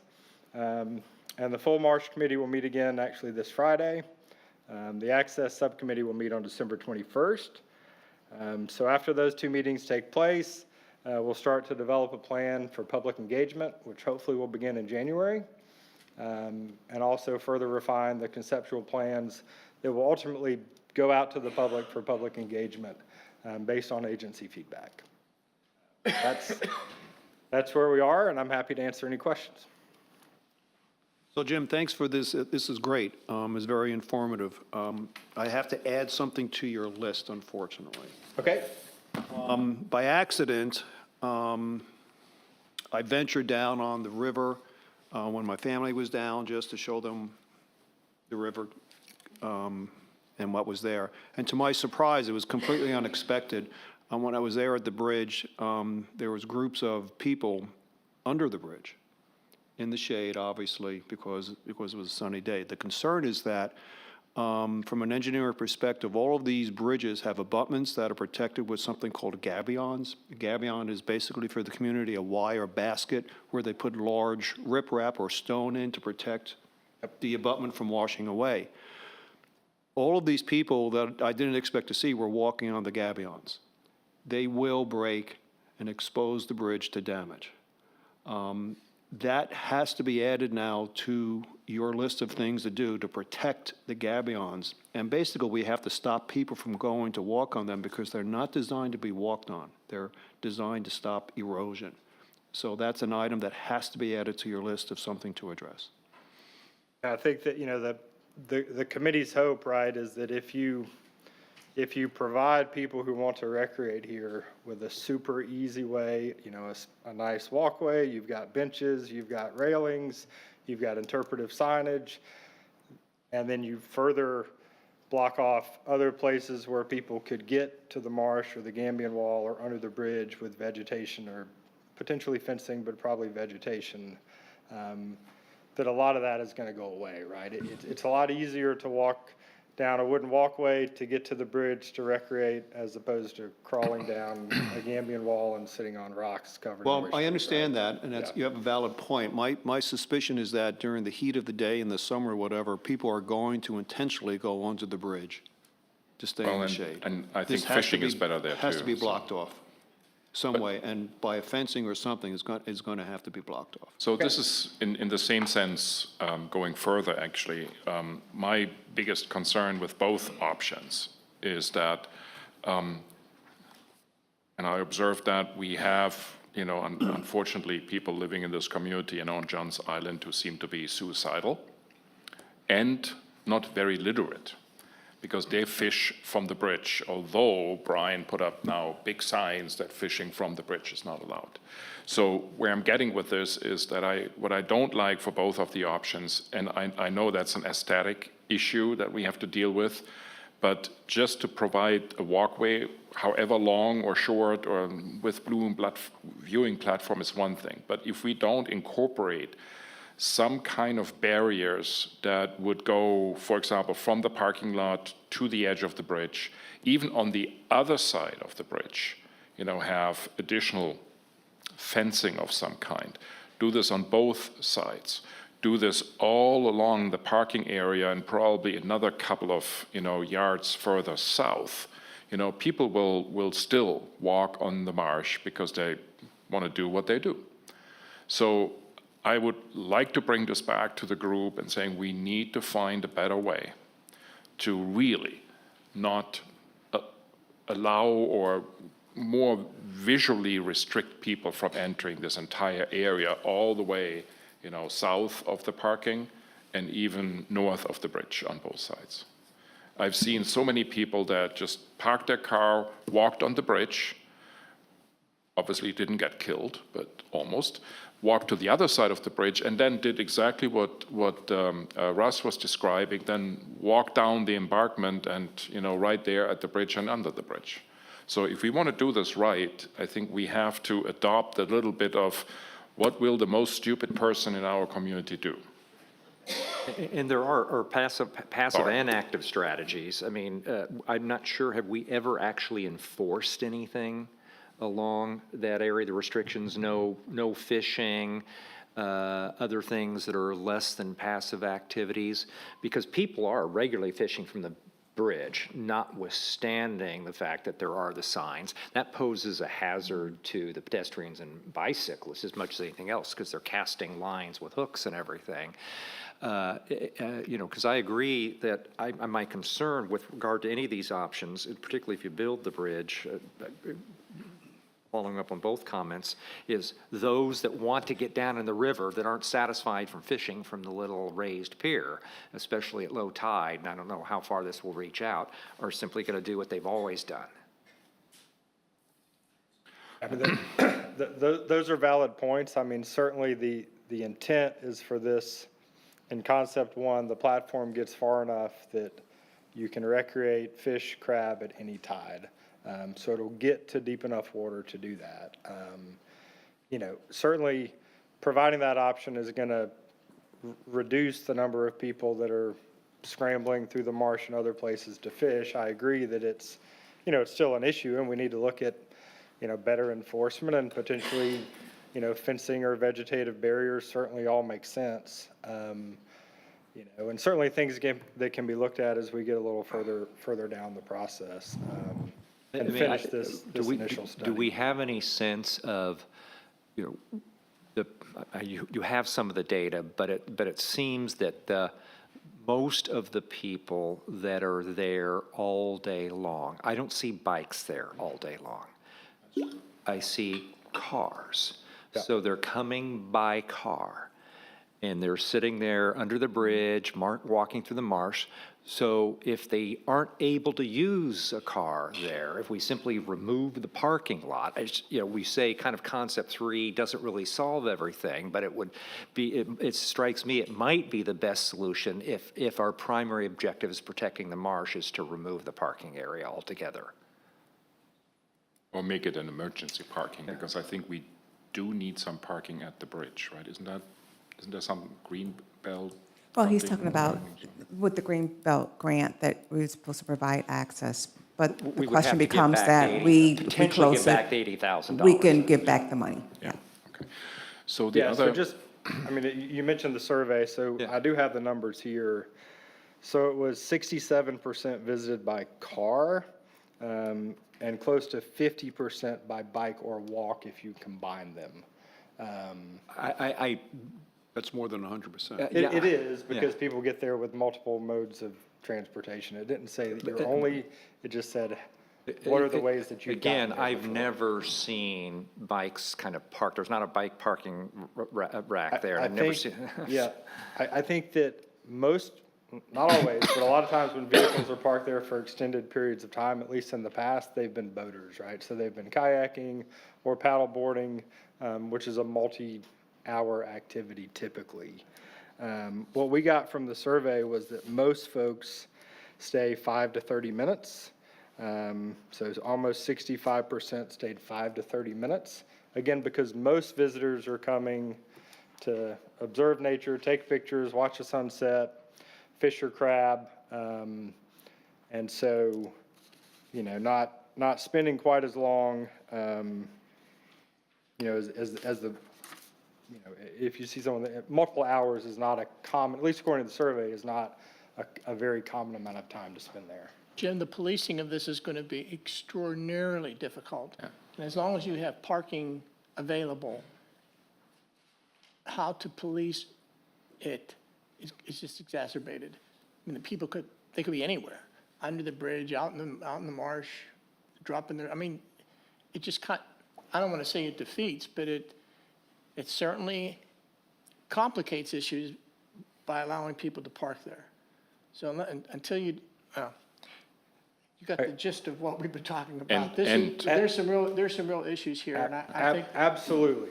And again, you know, I'm just giving you an update on the feasibility study. We'll finish the feasibility study. We'll come back and, you know, obviously the committee will have a recommendation, right? And on what they would like to see. And then obviously it's at that point where, you know, you guys make a decision and then we decide where we go. okay, but you got some input from us that we would like you to take back to the group, right? Yep. There's If one you want other. If we really want it fixed, I think that those hard decisions, hard decisions have to be made relative to that. And again, I know that some of the recommendations we brought forward, you know, might have then some aesthetic concerns, et cetera. But if we want to do this right, we should really do it right. And people are very creative, right? So only because there's a walkway with, you know, barriers left and right will not stop them to do their own thing as long as we don't anticipate it and stop it right from the beginning. And just also to John's comment, I've seen more lately actually also people that park there, take their bikes off their racks, keep the car there, jump on their bikes, and bike on the island. Right. Right? So enforcement is an issue that we need to tackle here already today, I believe. The other thing, Jim, that I was concerned about when I was reading your department kind of summary this morning, is that whenever you guys voted, it felt like the Conservancy did not vote in favor. So Lee did not vote against it, Correct. but he also did not vote for it. Would you explain that to us, please? Sure. So a vote was taken, again, only to set, at this point, the committee's preferred alternative so that we would have that when we meet with the regulatory agencies. So this is what the committee would like for us to do. Now let's have a conversation. We're going to talk about all the different concepts, but this is the committee's preferred alternative. So everyone present voted in favor of the living shoreline and marsh restoration. Including Lee. Lee abstained. Also for that one? For that one, correct. And then we took a vote on concept one. All voted in favor. Lee abstained. So yes, one abstention, but the committee certainly voted Okay. vast majority, even if you take the abstention into account. Did Lee explain the reasons for his vote in both cases that you described? He stated that he needed to get board approval before he took a vote or took a position on it. Donna, you want to comment on that? Has the board, yes, has the board discussed that? The board met, executive committee met this morning, discussed it, and recommended that the full board review it and make a recommendation as a full board. That's next week, right? That is next Tuesday. I don't know if you want to try to speak for the board or not, but I mean, would you have any distinction? I would be surprised at if there were not a vote in favor, at least as to the first piece as opposed to the second. Correct. Okay. We without question, marsh restoration is top of our list. But it has to be discussed, even though it's within your parameters to do so, to build a structure, if that meets what we feel is in the best interest of the environment. Okay, but then I would hope, Donna, that the decision you make next week gives us a clear direction and not just a yes or no, but clearly say, this is what you guys need to do to fulfill our expectations. Now, if we are doing it or not is then a different topic because then money comes into play and other things. But you really then need to come forward with that. Okay. I guess if I could just add one more thing, so what was presented to the committee is still not a final conceptual plan, right? We got feedback from the committee, we got feedback here today, we're going to talk to the agencies, so I guess I would encourage any vote on a concept to wait until we have a final concept ready to go to the general public for their feedback. And maybe that is a better time for the Conservancy's feedback to come, because. So, I mean, the Jim, my Conservancy is two part of cents the is- team. My 2 cents is Well, sure. whether it's your group or the Conservative, until you address this issue of parking and enforcement, it's not even relevant to me. We're kidding ourselves. And I don't mean to be so blunt, but it's just, you got to address those two issues. Then you can start getting into how you're going to deal with it. But as long as And you allow already people to today. park and you haven't figured out who's going to enforce it, you're like back to the beach where people, we have all these rules and restrictions in terms of what beach and glassware and ad nauseum. If we want to do this. So anyway, Well, actually, John, already today, I think we have to enforce better our own rules. People Yeah, park there yeah, for longer than 2 hours. I, People pull their kayak down there Yeah. and stuff, and do fish from the bridge and do fish from under the bridge. So even today, I think we have a gap of enforcement. well, you that don't we have a need to beach tackle. patrol there. So we don't even have the equivalent of what we provide relative to beach patrol. Are we relying on Charleston County to monitor this thing, to keep? No, I mean, it's certainly a Gave code. us what you got, thank you for the Yeah. update, but I just think you kind of have to roll this thing back a little bit. Those are just two prevailing of obstacles that I think need to be addressed. All right, anything else to share with Jim? All right, thank you. Thank you for your work, Yeah, Jim. Thank you very much. Mr. Mayor, if you don't mind, Bruce is here. He may be able to answer some of the questions in regards to the resolution, if you'd like to pull I it just from being assume- tabled. Same way Well, to- Bruce, does it have to be, so Sean, I just got my emails, Sean was working with Daniel, so he said that it had to be done by this month. Do you know if they can go, they want to table it till next month, would that be fine? Was there a problem if they, is We are 10 days late. is it, is there a penalty if they don't address it until the January 9th meeting? Penalty, there's no penalty.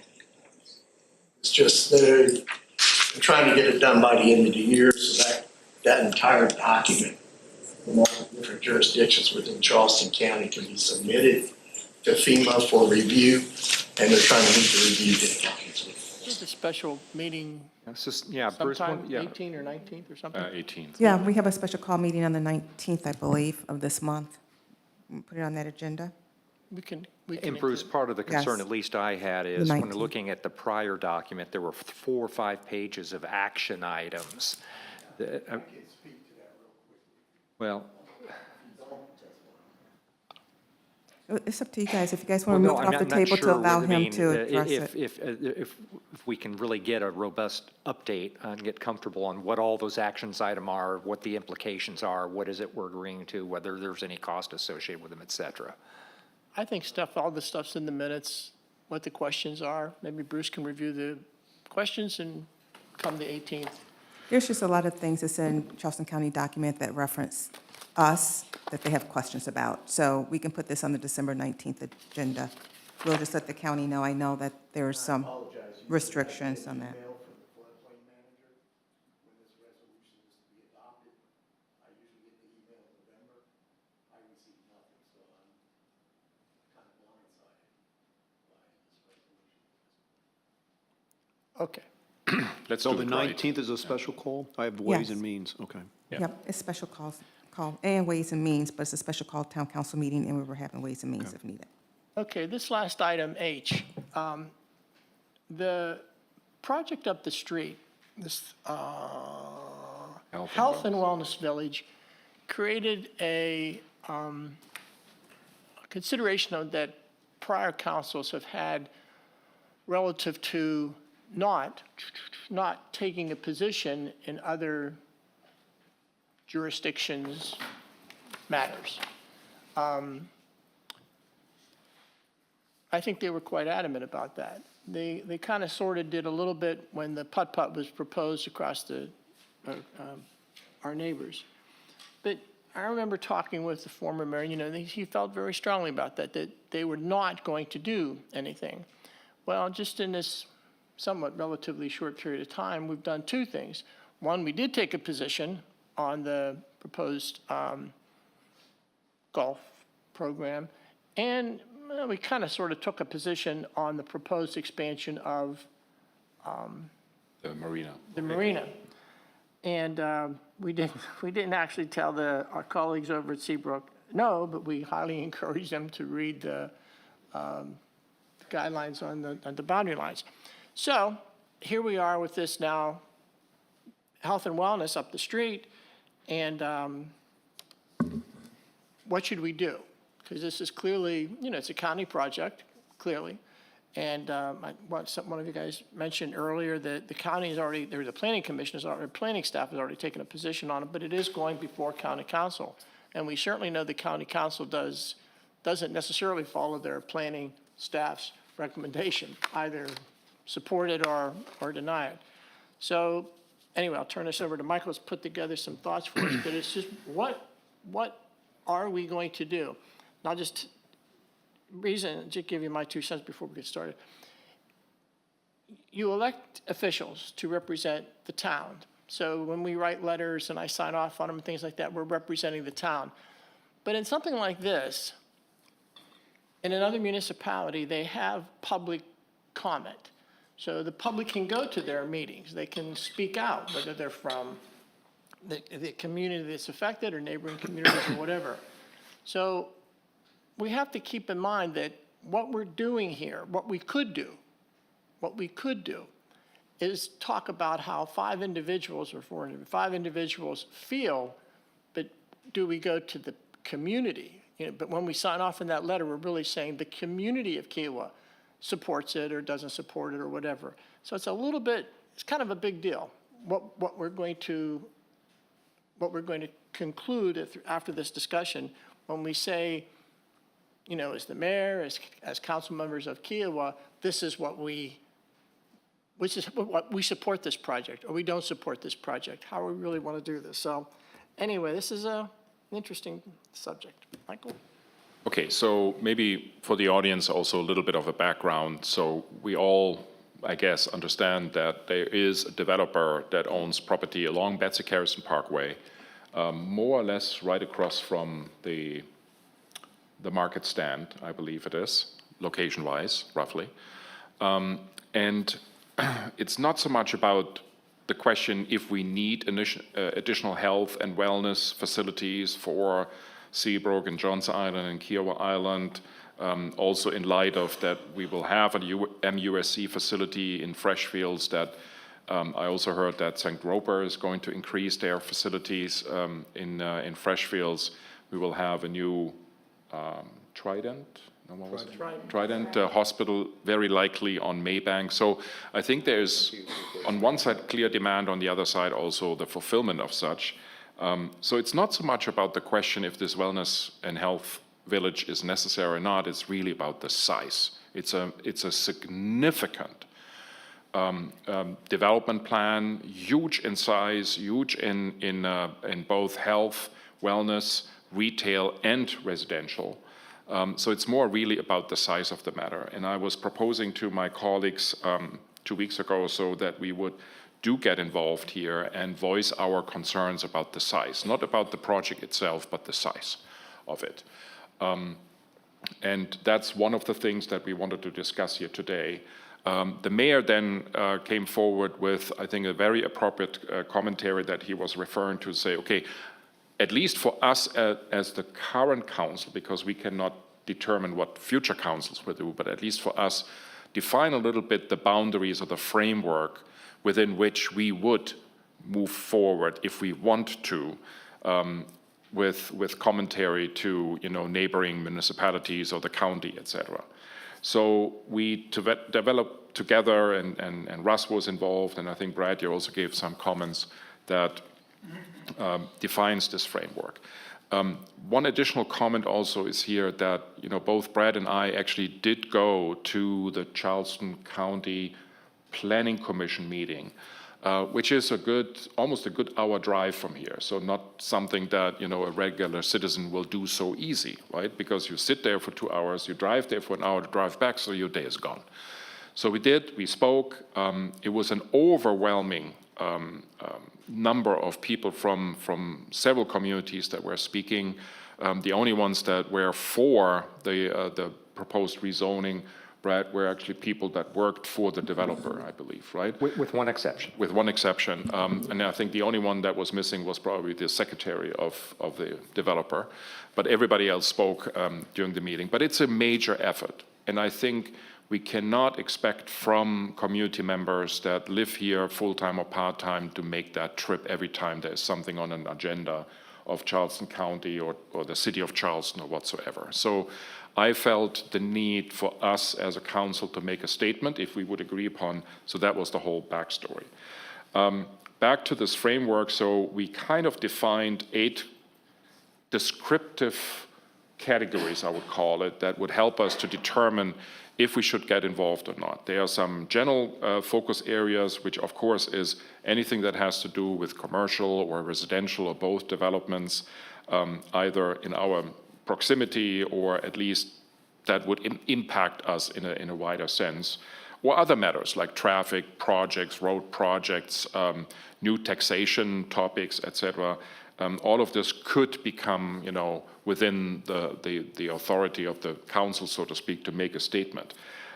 More important are certainly following categories that would be determining the proximity. So my proposal was to do it between here, Seabrook, and at least the area on Betsy Harrison Parkway between Freshfields and River Road, but not go further than that, because at some point it becomes just too big.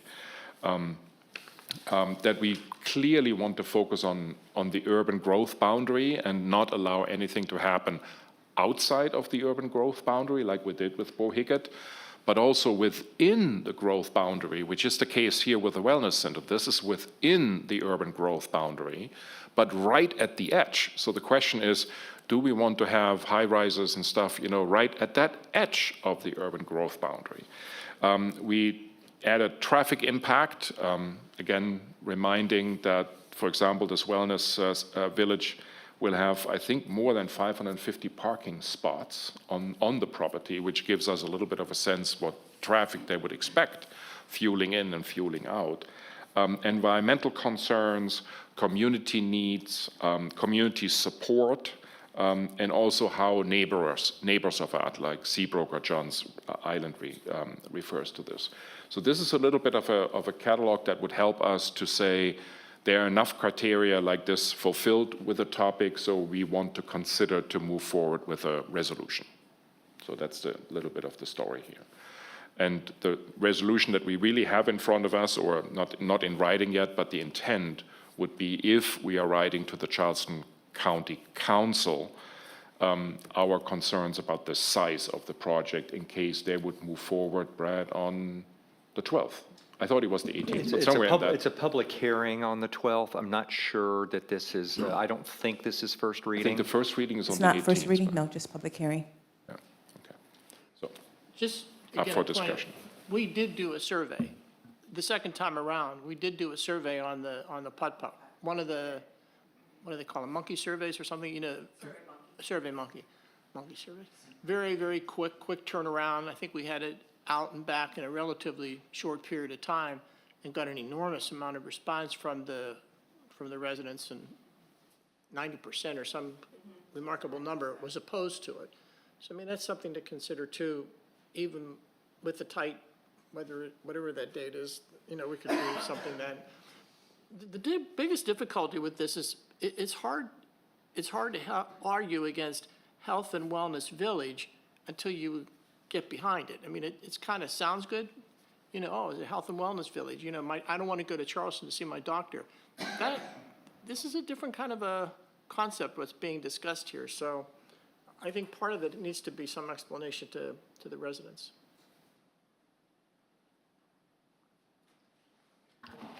How does everybody feel? Well, I certainly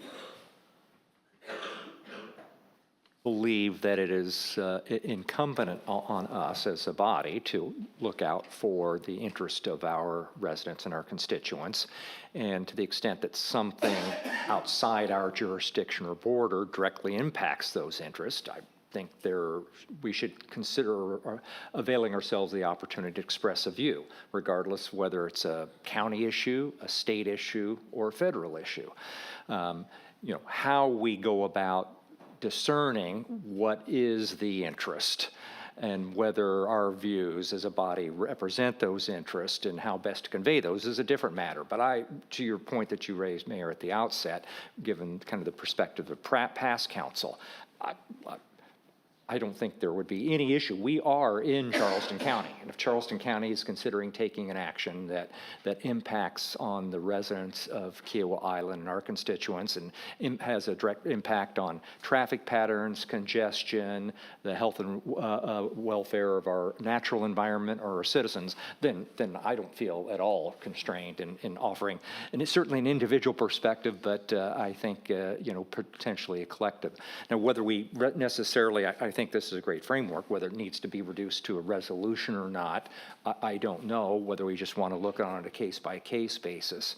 But let me just a brief comment on on the kind of the substance of the proposal, and I did submit a comment letter in my individual capacity, and as Councilmember Heidingsfelder noted, we both spoke in our individual capacities at the Charleston County Planning Commission. I've gotten a lot of feedback, I think we all have, about this, and there certainly is interest. There's no question there's interest in having better access to healthcare services than is currently the case, where a lot of people go to Mount Pleasant, Charleston, or West Ashley. I think Michael's absolutely right. You know, where those are best located is kind of part of what you're trying to solve for. We're going to have, I think, 15 doctor's offices or something at MUSC. We're going to have the 57-acre Trident complex mid-Johns Island. That's not just going to be a Trident's hospital. It's going to be a medical village in and of itself. Both Edens and Riverstone have indicated that they're interested in attracting additional professional services to Andell West and Freshfields Village. Whether that's doctor's offices or not, we don't really know. That's up to them. That's a commercial decision to make. But there's no question that the vast majority of the concerns, there were, I think, only 5 or 6 public comments that were submitted on the public record in favor of the development, well more than 100 against. And again, at the end of the day, the county staff recommended against the project because it was out of scope and scale with the density and uses of the surrounding community. And the Charleston County Planning Commission ended up voting 7-0 against. So whatever one thinks about the merits of the concept of having medical services in closer proximity to Kiowa Island, I think the principal concern there was this is a parcel, 2 parcels actually, that were going to be combined on Betsy Carrison Parkway, just north of the municipal center, currently zoned R4. You probably with setbacks, wetlands, the utility easement, et cetera, maybe build 3 dozen or so single-family homes. But what was being proposed is 14 multi-story buildings, 577 parking spaces, 18 residential units, filling in 2+ acres of marshland, and a large on-site septic facility, which posed particular concern to the Kiowa Conservancy about the environmental risks with respect to that. About 55 or 159,000 square feet of development, a little bit less than Freshfields Village, but that's not including the infill and that's not including the septic field. So a pretty substantial project. And the concern that was expressed was scope and scale. The point that I had made was the developer, lovely, aesthetically very appealing. There were 2 things. One, all of what was proposed was not necessarily what you'd end up with, all the pictures they were showing. There was no assurance that any of that would be built, and the default was, if they didn't build as planned, that it would revert to a general office classification, not back to R4. They also reserved the right to sell off 14 separate parcels, each owner of which could then avail themselves of any of the general office or general retail uses associated with the PDD. Are you for the framework or against? No, I want the public's been interested in these issues. They really haven't had, I think, our community hasn't had a good understanding, because I've gotten some questions, why did you oppose? I said, I'm not opposed to the project, any project there. This particular project's out of scope and scale, in my particular view. The biggest concern that I had at the end of the day is we had the town hosted a presentation by the developer about this project. They were very well attended, some support, more concerns and opposition. But I stated at the very end, I encouraged the developer to sit down with the impacted community members and come back with a plan that reflected some of the concerns that had been expressed. At the end of the day, that never happened. They simply presented and presented and presented and never made any change that accommodated any interest that had been expressed by the community, which I think was very unfortunate. I think it was a strategic mistake on their part. Maybe they have 5 votes plus lined up with Charleston County. I don't know. But it clearly didn't work at the Planning Commission. So that's kind of where we are now. And I certainly would be supportive of sending an appropriately tempered letter, you know, along the lines that we've always talked about. And I'm certainly supportive of this general construct as something that would underpin why we would do that. So you want to bring a motion forward, Brad? What are we voting for? I'm all for the framework, short and sweet. It would be a mistake if something's happening in our backyard and we don't get involved. I mean, that's the answer. So what are we going to vote on, whether to get involved or not, or? My point of caution was simply, all the description of scope and scale is enormous, but people are supportive of it. And I just, there's a certain level of uncomfortableness in taking a position in terms of our interpretation of scope and scale when there are members of this community that think that they want more health care close by. And I'm more prejudging that by saying, well, you do, but we know best. I don't feel comfortable with that. If that was the only reason I brought up the point about the survey. And if the scope and scale is enough to should scare most people away, and we can leave it at that. You know, that's why I mentioned that survey that was done rather quickly. If the scope and scale overrides an individual's concern about proximity of their physician, I would be in full agreement. So, Mr. Mayor, you bring up a very good point, because even on Kiowa Island recently has been a discussion about whether or not this particular project should go forward or not. There are those that oppose it because of traffic concerns, and there are those that are for it for the medical reasons that you talk about. So it is going to be a challenge, whichever way we write a letter. There's going to be a group in Kiowa, using this as an example, that would not be happy. So then the challenge or the question is, do we want to get involved? Because on any kind of development, there's potentially going to be backlash from those that are for it, perhaps in the community, versus those that are not. That's a very interesting question.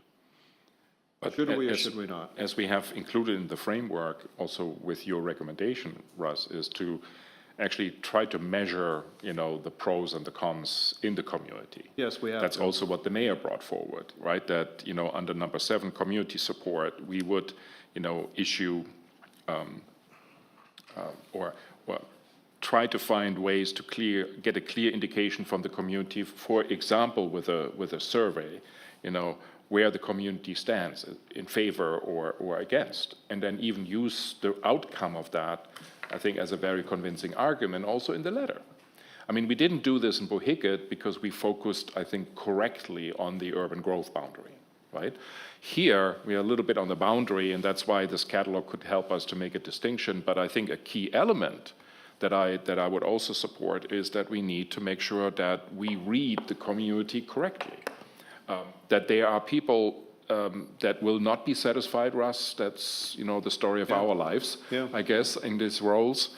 But if we want to move forward with this, maybe we do use, again, a SurveyMonkey to gauge the support or not of the community and then move forward. That's what we should do. And by the way, Russ, just and it would be literally less than a handful, so it's certainly not a valid data point. But at least of, you know, 3 or 4 people that called me or reached out to me who had supported the idea. They wanted closer access. When you had a fairly in-depth conversation with them about what was involved with this particular project, they still want close access, but they then had a much better understanding of why there might be issues with this particular project as it's been presented and proposed thus far, and said, well, maybe it makes sense for them to go back to the drawing board and scale this down. I know, but we're not talking about this problem, just talking the framework in general. of okay. Projects, Fair enough. yeah, Fair in enough. general terms. I'm voting we should do something moving forward to getting involved. Doing a Survey Monkey is a great idea. I think we should adopt a protocol for getting involved in projects outside of Kiowa. I think we should. So those are two different things. They are. What I would propose. So one is to agree with something like this framework. We can do this now, or we can do this on the 18th or 19th and make an internal resolution out of it, so to speak. And then a second decision we should take is, for example, and that's the motion I would bring forward first, is to say we would elaborate the issue of a monkey, survey monkey quickly, see the results, and if the results are very convincing, we move forward with a letter prior to the 12th or the 18th, whenever the first reading is. That would be my motion. I agree with that. So I guess I am supporting it. Second. Do we need a motion to direct the staff to put out issue a Survey Monkey? I don't think we do. No, but in the interest of time, I wanted to bring that motion forward because, I mean, just issuing the Survey Monkey is easy, but then we won't meet again. Okay, fair enough, fair enough. Before potentially, and I think the mayor made a very important, statement that, the Charleston County Council has lately demonstrated that they're not always going by the recommendations that comes from staff or from their own commissions, like the Planning Commission. Well, and I wouldn't want to have the developer accuse us of forcing the issue. But I do agree, one was mentioned, we have an obligation to make sure that every resident understands clearly what this entails. So the list that was discussed, the acreage, this parking spaces, the environmental issues. I mean, I would even put as a cover page in front of the Survey Monkey exactly what this project is, or what entails, will represent. Do you support it or not? I mean, so we may say, well, you kind of force the issue, but no, because I don't think everybody understands that. So okay, so I said that. So I agree. that could be the cover memo, and then just ask people, would you support this or not? We had people that supported a golf or a little putt-putt. I mean, they thought it would be convenient. They keep the grandkids happy, so. And if I can just add, I mean, By the way, their Stephanie, meeting is a week from today, but also their meeting is just public hearing. They're not making a decision. So if we don't get the letter out. first reading is scheduled the 19th. The 19th. Yeah, that's what I remember. So we need to get that letter out. It may not before the be 19th. ready by the 12th, 21st, I'm sorry, the 21st. but the 21st may not be ready by the 12th, but I think just getting it ready. But we can definitely, I'll work with Aaron, whomever else want to work with us to get the survey out. And I think that's a But powerful with our message. schedule, I'm just saying it may be a little tough to try to expect a letter be ready to be penned by the 12th.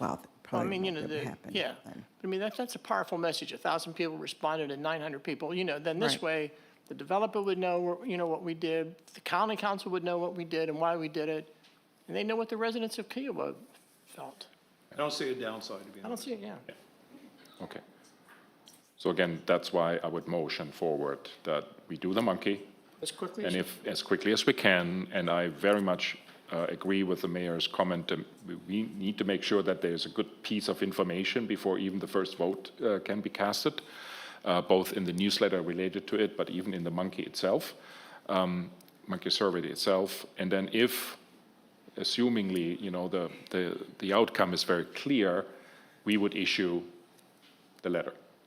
and I think that, That's fine. It's just obviously how the survey is framed is going to be critically important. You simply said, are you in favor of more health service right there or not? It's going to come out one way. If you frame it a different way, you're going to get a different result. and I think that would put us in good stead in terms of future development that will occur up and down this highway. But we have a format, we have an approach, this is what we're going to do. We speak on behalf of the residents of this community, da-da-da-da-da-da. We take great, responsibility in terms of how we explain it to them, all those types of things. All good stuff. Brad, would you be willing to work with me and Aaron on that survey to make sure you look at things differently than me? So that's a good combination, that we have a survey that is as objective as we can ask the questions and go forward with it quickly. Aaron? There you go. Was that a motion? Did we just? Okay. All right. Council member comments. Michael? What are we doing with this framework? Do we want to decide on this?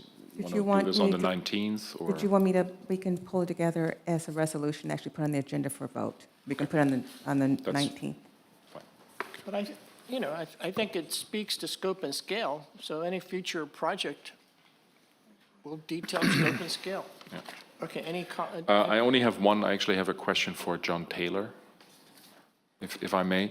So we issued this ability for community members to provide feedback to the comprehensive plan, in conjunction with the development agreement and all these things. So I looked through the document. It's actually a 200-page document of feedback that was provided by community members to you in terms of development agreement and Beachwalker Drive topics and comprehensive plan topics, etc. Sometimes a little, painful to read because it's obvious that some community members did not do their homework. But anyway, it's an interesting document. What actually happens with all of these 197 pages of feedback from the community? So we included that just as part of the record for all of the amendments that was just approved last week. So it's just part of the record. I meant, So you went through this with the planning commissioners to make sure that you guys had a full picture of what was provided as feedback? all of the comments that we received were provided to the commission. I mean, the ones that were, I'm not going to use non-relevant to the ARDA amendments, we can retain those and have those forwarded to when we dive into more on the back end of the comprehensive plan. But everything that was relative to the ARDA amendments. So we really used all this feedback effectively, is what you're saying? I think the primary, yes. Okay, thank you. Is that all? Russ?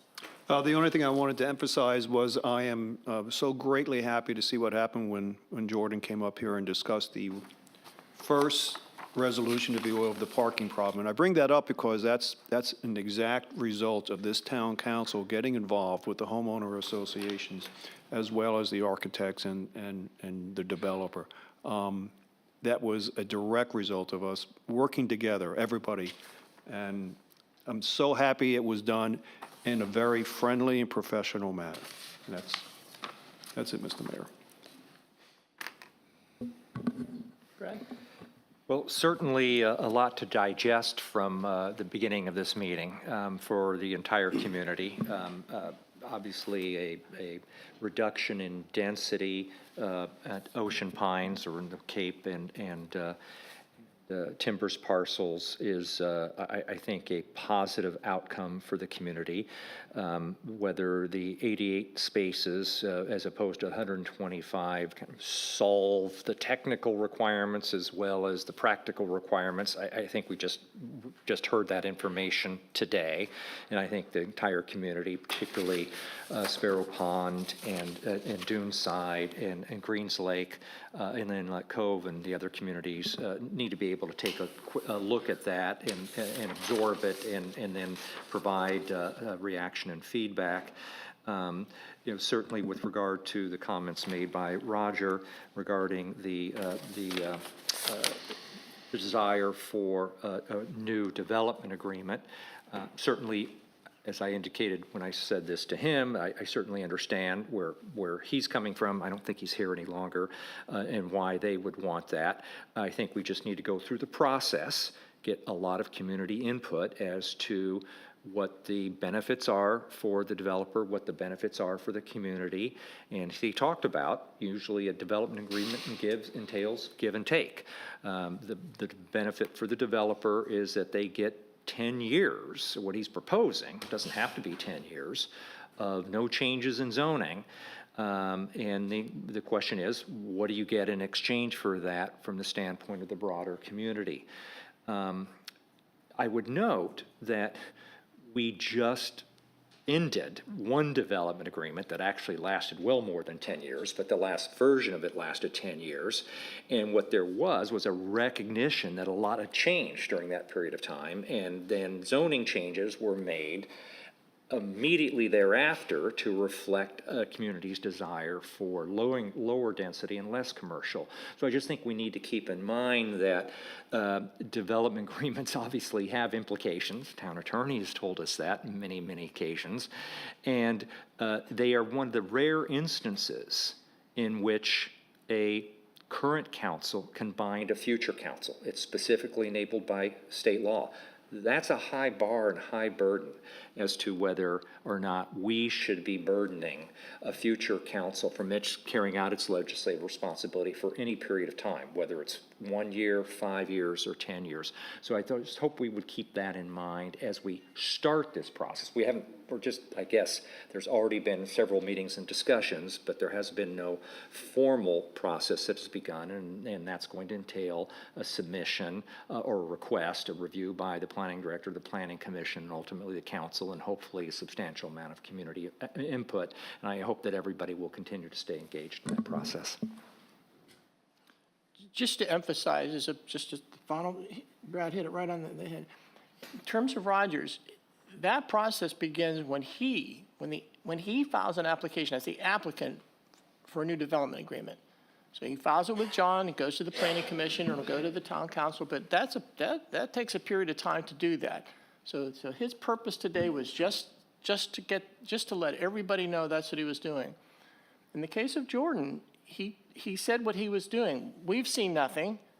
I imagine he submits that to John Taylor, and it goes in response to what John Taylor had concluded at the end of his review of the site plan. So there were comments, and this is a give and take with our planning director. The extent in which he wishes to pursue a planned development for that upper beach walker resides on the applicant. We aren't involved with that. He files that. He files that with John. He files that goes to the planning commission. So in both of those, it was nice to have them here. It was nice for them to share what their intentions are. But absolutely, this is a process that is with planning staff, with planning commission, and then we'll end up where it ends up. So anyway, just so that there's no question about that. Citizen comments.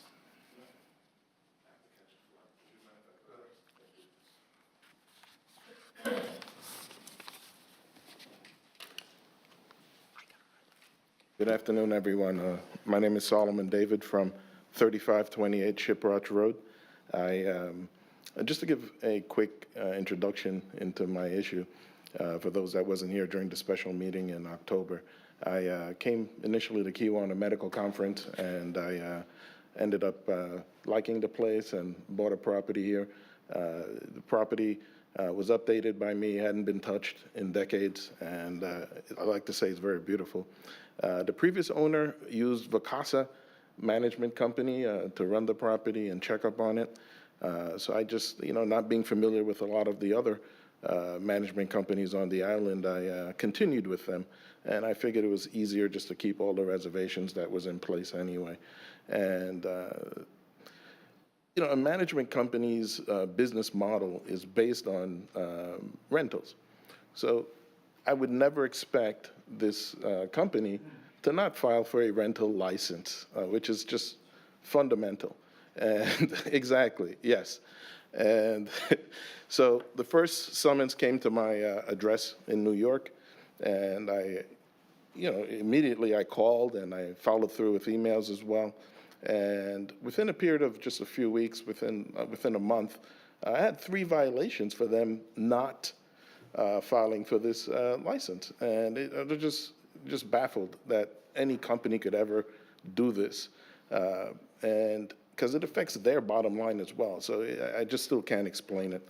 So in between each violation, I sent several emails calling vice presidents, regional managers, local management, and to my dismay, I was just ignored. I clearly stated this is the second violation.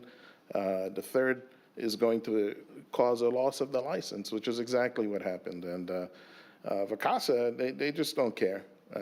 Obviously, I've moved on from their services, and right now I don't have any. So my property, I come down on occasion to check up on it. The council was not aware that I actually, or privy that I was actually in touch with Vacasa during this whole process. And when the initial voting was done in the September meeting, due to a family issue, I wasn't able to come here in person and explain. So this is what I'm doing in these subsequent meetings. I look forward to see what the council does next. I hope you've had a chance, if you haven't had already, to review the emails that I sent. There's at least 12 to 14 of them in that 1 month period of me trying to communicate with Vacasa, on top of phone calls, obviously, trying to resolve this issue that was not done. It's 100% on their mismanagement, and people have been replaced at the company, but that doesn't really help me any, the homeowner, because it's the homeowner that's being punished for this management company's failures. That's pretty much what I have to say today. And I'd just like to hear from the council suggestions to move forward. So my 5 cents, so I went through those 20-plus pages Thank you. of painful. I was hoping somebody would read them. And I felt the pain, right, and the frustration that you must have felt, right? I'm still feeling it. Dealing with, obviously, an organization that was not responsive, sometimes even to my surprise, ignorant and not even aware of certain, implications that things have.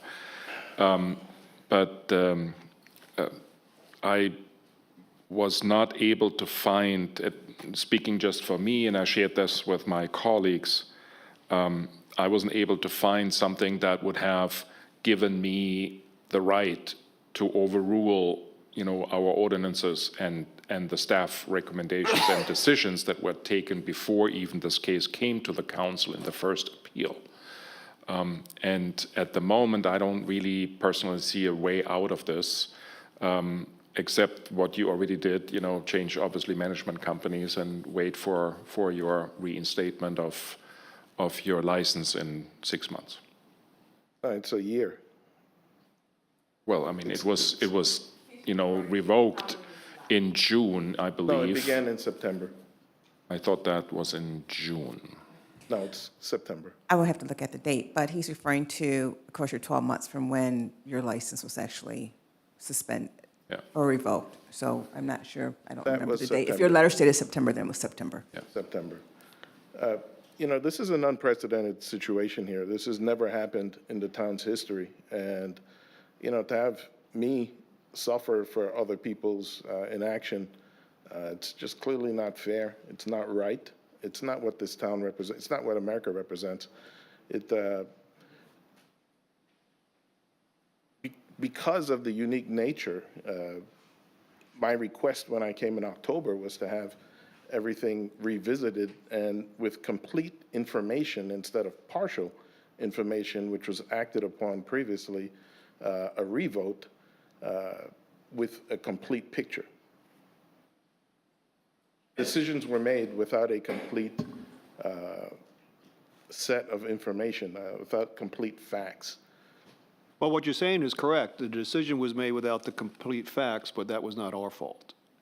It wasn't presented by you. But with that being said, I'm personally all right with having a revote, but I'm just one individual. But the entire episode commenced because we didn't have you present or any of the 20 emails present that you now have submitted. With that said, again, I'll say I'm more than interested in revoting.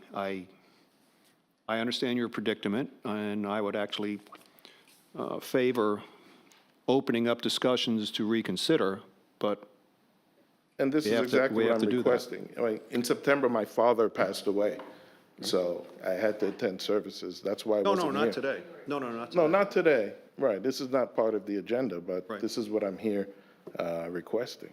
So we would be allowed to, because last time I understood we wouldn't. No, there is not a procedure in our ordinance to do that, but I've always been of the opinion that in these circumstances and dealing with business license revocations and appeals, that council has a good bit of discretion here. And I can't help but fall back to the legal world. And what he's basically asking for is a motion to reconsider. Although I guess in the legal world, there are rules for that. But I think ultimately, if the majority of council wants to reopen the hearing and reconsider, I do feel like it would be within your discretion to do that. Although. Not today. I mean, No, it would not have to today. be Okay. a hearing. And although, which I think was a discussion we had the last time, that the next step after the decision by staff should have been the court, not us, right? No, after council. Or after council. Yeah, but what he's asking for, when you appeal the council's decision to the court, that's just based on the record was before council. Okay. So he would still be stuck with the same problem, that the court really is just going to look at what you guys looked at back in September. Okay. Which was not including any of those emails. Correct. Correct. And I mean, boy, there are just so many rules governing this from the judicial side. But again, I mean, just like I've always indicated that council has the discretion, even when there's a violation, even when the ordinance requirements have been met, you don't necessarily have to yank a license for a year. But you have a lot of leeway in creating the appropriate response. So can we just put it on the next agenda to reconsider or revote, and it's as simple as that? Yeah, I feel like you can. I mean, there's honestly, I thought we could not, so that's why. honestly, who's gonna complain? I mean, you know, it's, Okay. So just one question before we maybe take that vote. So these emails, my understanding was that our short-term rental staff member, Jen, was often copied on these emails. So she was aware of that whole back and forth between you and Vacasa, correct? Maybe not in all cases, but in some at least, if I understand the chain of After the emails. second citation, Yeah. absolutely. Okay, so she was always included in this, but have you directly communicated with her? Because I did not see that I didn't either. With with our short-term rental by staff. calling. I communicated with her by phone call. By phone, but not by the emails, because I think I did not No, see that. because it was mainly Vacasa that was the, Okay, I was got just it. keeping her up to date as everything that was going on, and my inability to take down the listing myself. Okay. And I just want to observe that having read through not all of these emails, but many of them, certainly skimmed them all, I'm sympathetic, empathetic to a significant degree, and I can certainly, as Councilmember Heidingsfelder said, kind of feel your pain in dealing with a non-responsive entity. To be honest with you, I'm a little less empathetic when you say the fault was entirely that of Vacasa. I mean, ultimately, they are your agent. You are the property owner. You have the ability to deal directly with the town on that. You don't have to only deal through Vicasa. At some point in time, my own personal view, and how to weigh the equities, that it was incumbent on you to engage with the town directly in the failure of Vicasa, rather than wait till after this process. So. Understood. After the first, well, actually, once the second citation came, I did reach out to the town, and that's where I was introduced to Jan Fox. I agree with you, but once again, I was unable to take the listing down, and Jan just kind of was educating me about the process and such, and even firing Vicasa would not have done anything, because even after the proceedings in September came, I had to reach out to them several times to still take it down. And their excuse was it takes 2 weeks on their system for it to actually come down. So the third citation would have occurred anyway, because all of this happened within a 4-week period of time. Correct. And I actually really have to leave now. So in the interest of time, but also Just in one other making. question, Michael, and I appreciate that. Was the house still rented during that period of time? Yes. Yes, it was. They did. But you knew that. You were getting revenue from that, notwithstanding the fact that you knew that there was not a valid license at some point in time. How was I able to stop it, though? It's your house. Okay. All right, so Okay. in the interest of time, let's, Russ, you were very empathetic, so maybe I would suggest that you bring forward a motion that we can vote on. And then we will make sure that the next time, either in January and February, whatever fits your busy schedule, I know you're a very busy man. February would be better. That we then look at the next council meeting in January or in February, Okay, thank you. this matter, if I will try to make. we are January voting in favor of such. Do we So have can to I have a vote to motion for put that? Do we have to vote to put it on the agenda? I don't think so. I think I would feel more comfortable. Yes? Okay, no problem, that's what I was asking, Let me okay. just- Okay. You need, the vote would be to reopen the hearing,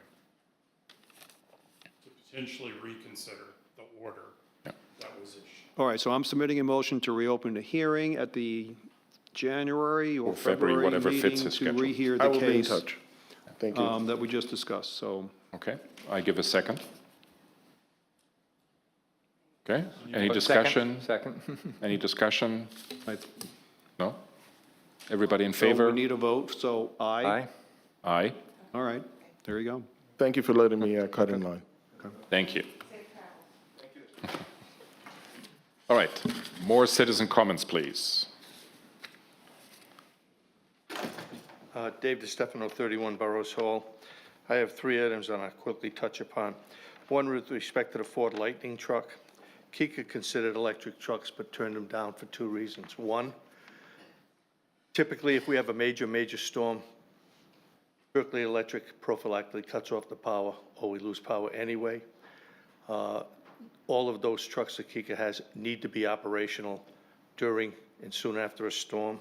Also, we have flooding, usually with a big storm, and we were recommended with electric trucks, they'd be useless because you can't drive an electric truck through 2 feet of water, 2.5 feet of water.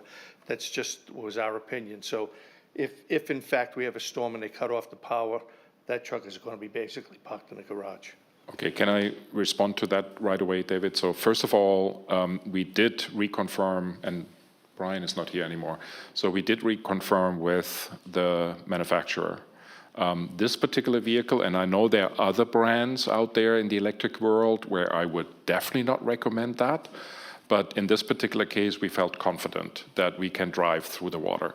Second of all, we are of course not replacing our entire fleet. That was never the case, never the intention. And even within the Kiowa Goes Green initiative, the objective for that particular work group is clearly just to look into some of these vehicles to be replaced, but it's absolutely correct that we need to still be fully operational during a storm. Third comment is we have a generator here outside, I think like you do as well. Our generator, I don't know about yours, but our generator will be fully functional to actually recharge also beside this building, also the battery of these 2 trucks. so that also with these 2 trucks, we would, even in a case of a power outage, still be fully operational. It's just ironic that you have to use a diesel generator to charge an electric vehicle. Okay. So, I would anyway. agree with that. Yes. Okay. Life's full of trade-offs. The Marsh restoration. The concerns I have on that are, one, the majority of the people live on the island. Obviously, all of Kiowa Island people, townspeople live on the island. We have multiple places to crab fish, put in kayaks, all of these required. If that was eliminated, it's not going to affect the island at all, okay? The people coming in are not Kiowa residents. Nothing against them, but when they're coming in, how do they get to the parking lot? I've seen the 7-point turns going the other way. I see them, they have to go to the front gate, go the other way, which is not that easy before the front gate anymore. They got to pull in and turn around. Bicyclists have to cross the road to get there. You know how fast that traffic's going. 40 is slow on that road. So from that perspective, I know that if you take the parking lot out and don't do anything, you got to give some money back. Give the money back. Get rid of the parking lot. It's a safety issue to me more than anything else. And so that's one part of that. And just another comment here, speed limit is 25. It changes to 35 It changes on the way only out. right there to 35. Right, but coming in, it's still 35. Nope, 25. I don't know. I'll check that out on my way home. I'm sure you will. With respect to the proposed health and wetness village, wellness, not wetness. It is wetness, but they're going to fill that in. I went to the public hearing here. I went to the county commission. I was surprised at how quickly they voted 7-0 no. This for them is not going to fly. What I found a little bit was the developer was a little disingenuous in all of his presentations. One, people would say, what about MUSC? That's just an emergency room, okay? It's 15,000 square feet of medical office space, okay? So, and what they're asking for, if it doesn't get approved as is, they want an office zoning. Their presentation and what they were asking for and what they expected, the size, et cetera. He was even asked by one of the council members, if you remember this, about the septic system. They said, we will have a professional certified operator for the sewage treatment plant. And they said, is that the owner, the current owner, or someone else? They responded, we don't know that yet. It's clear to me that one of their options here is they're going to get their approvals and sell this thing out, or something along those lines. So it's just that, it's not just the size, it's not just, 580 parking spaces or whatever. It's, the whole proposal was a little, I'm not going to use the word sleazy, so I'll let it go. Thank you, David. Another comment, please.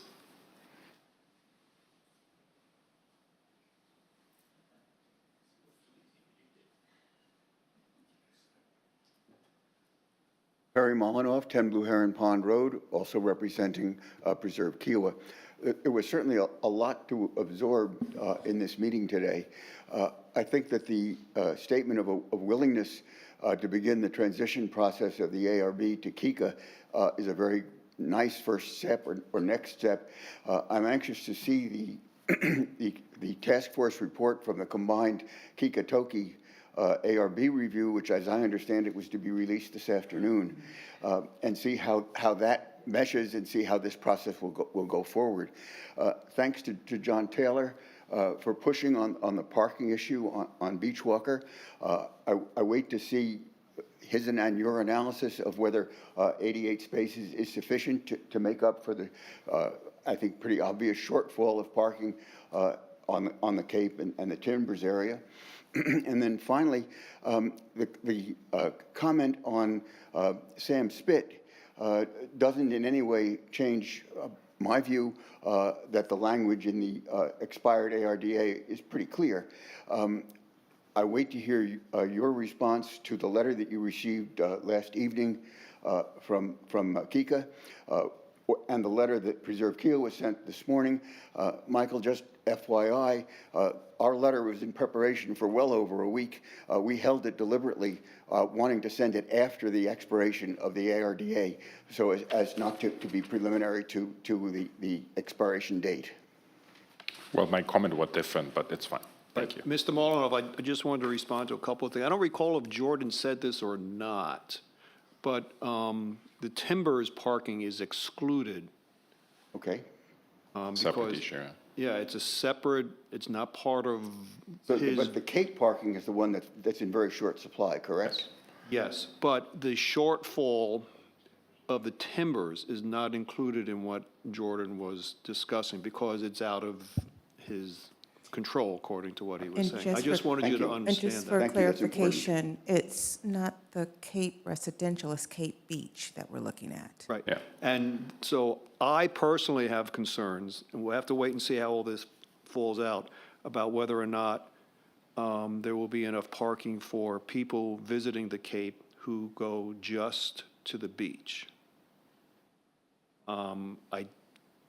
We don't have an ordinance for people who go just to the beach for parking, so I'm not sure how that's going to play out, but I just wanted you to understand. I mean, it's a concern because you have parking requirements for residents. I know. For visitors, for guests. I know. And for staff. But to clarify what Russ just said, so the number of parking spots for residents that will move in, I think he said August or something, that is A-okay, based on our ordinances. If this will work or not is a different topic, of course, but based on the ordinances, that's okay. What is really missing is the Cape Club. Those are 85, and I heard him saying that all of these 85 will be provided in direct proximity to the Beach Club, or Cape Club, I'm sorry. Good, yeah. Timbers is a separate topic, Perry, but we already have Stephanie reaching out to Timbers so that we can have a separate discussion with them to better understand how they are going to solve their parking problem, which are actually 12. Stephanie, right? 12 parking spots. Employee parking spaces. So they need to present to us their solution, where actually their employees, so this is not related to residents of Timbers, but the employees, how they will park. Thank you. Thank you. Okay. Donna? Yeah, well, always welcome. Thank you to all the council members for. Could you state your name and Oh, address, please? excuse me, Donna Wyndham, Kiowa Conservancy. Just wanted to say thank you to all the council members for the good work. This was an excellent meeting. I've been here 26 years, and really a lot of things got accomplished today, and good transparency, and we really appreciate that. Just wanted to make one point on the survey that you were going to do. There is a lot of misunderstanding that is going to be a health village down the street. So just be sure that people understand that is not MUSC's or Roper affiliated, because we're having public meetings, one tonight that I'm going to be running to at 5 o'clock, but that is a big concern. We are pushing for people to write comments. One of the things when we did meet with Joe Boykin and with Jenny Honeycutt is that they look to these public hearings and the public comments that are sent to. Not only, if you write to them individually, it's not counted. It is only counted if it's public comment. So please, if you are going to write in support or against, that you send it to the public comments. Of course, the Conservancy has great concern about this for various different reasons than Town Council does. But we applaud you for going ahead and doing the survey to really get the opinion of the community, because I think you're going to be surprised when people understand fully. Yeah. So thank you. I mean, as we said, we will provide the information. Also the fact, for example, that less than half of the square footage they're proposing has actually nothing to do with health or medical, but that's a different topic. And in addition, so for all of members here in the room and online, if you want to submit a commentary to Charleston County Council about this project, please go to their website and you will find a specific email address that you should please use for your commentary. If you send it to anybody else, for example, to Ms. Honeycutt, it will not be counted. What I would recommend is actually do both. Or even that better. Yeah, but to the be counting recorded, one when it's is only counted, this one. when the clerk gets up and said how many votes of letters in favor, how many of support, only those that go into, as Donna indicated, into the public comment file are the ones that get reflected. Otherwise, you could send 1,000 letters to Jenny Honeycutt, and she could all say, she didn't have to say anything about receiving those at all if she chooses not to do so. Okay. More comments from citizens? Anybody else? No? All right. So just wanted to apologize for the mayor. He has to run for a flight that he needs to catch this afternoon, so that's why he disappeared on you, but I hope that was acceptable. Can I have a motion to adjourn? So moved. Second. Thank you very much for coming.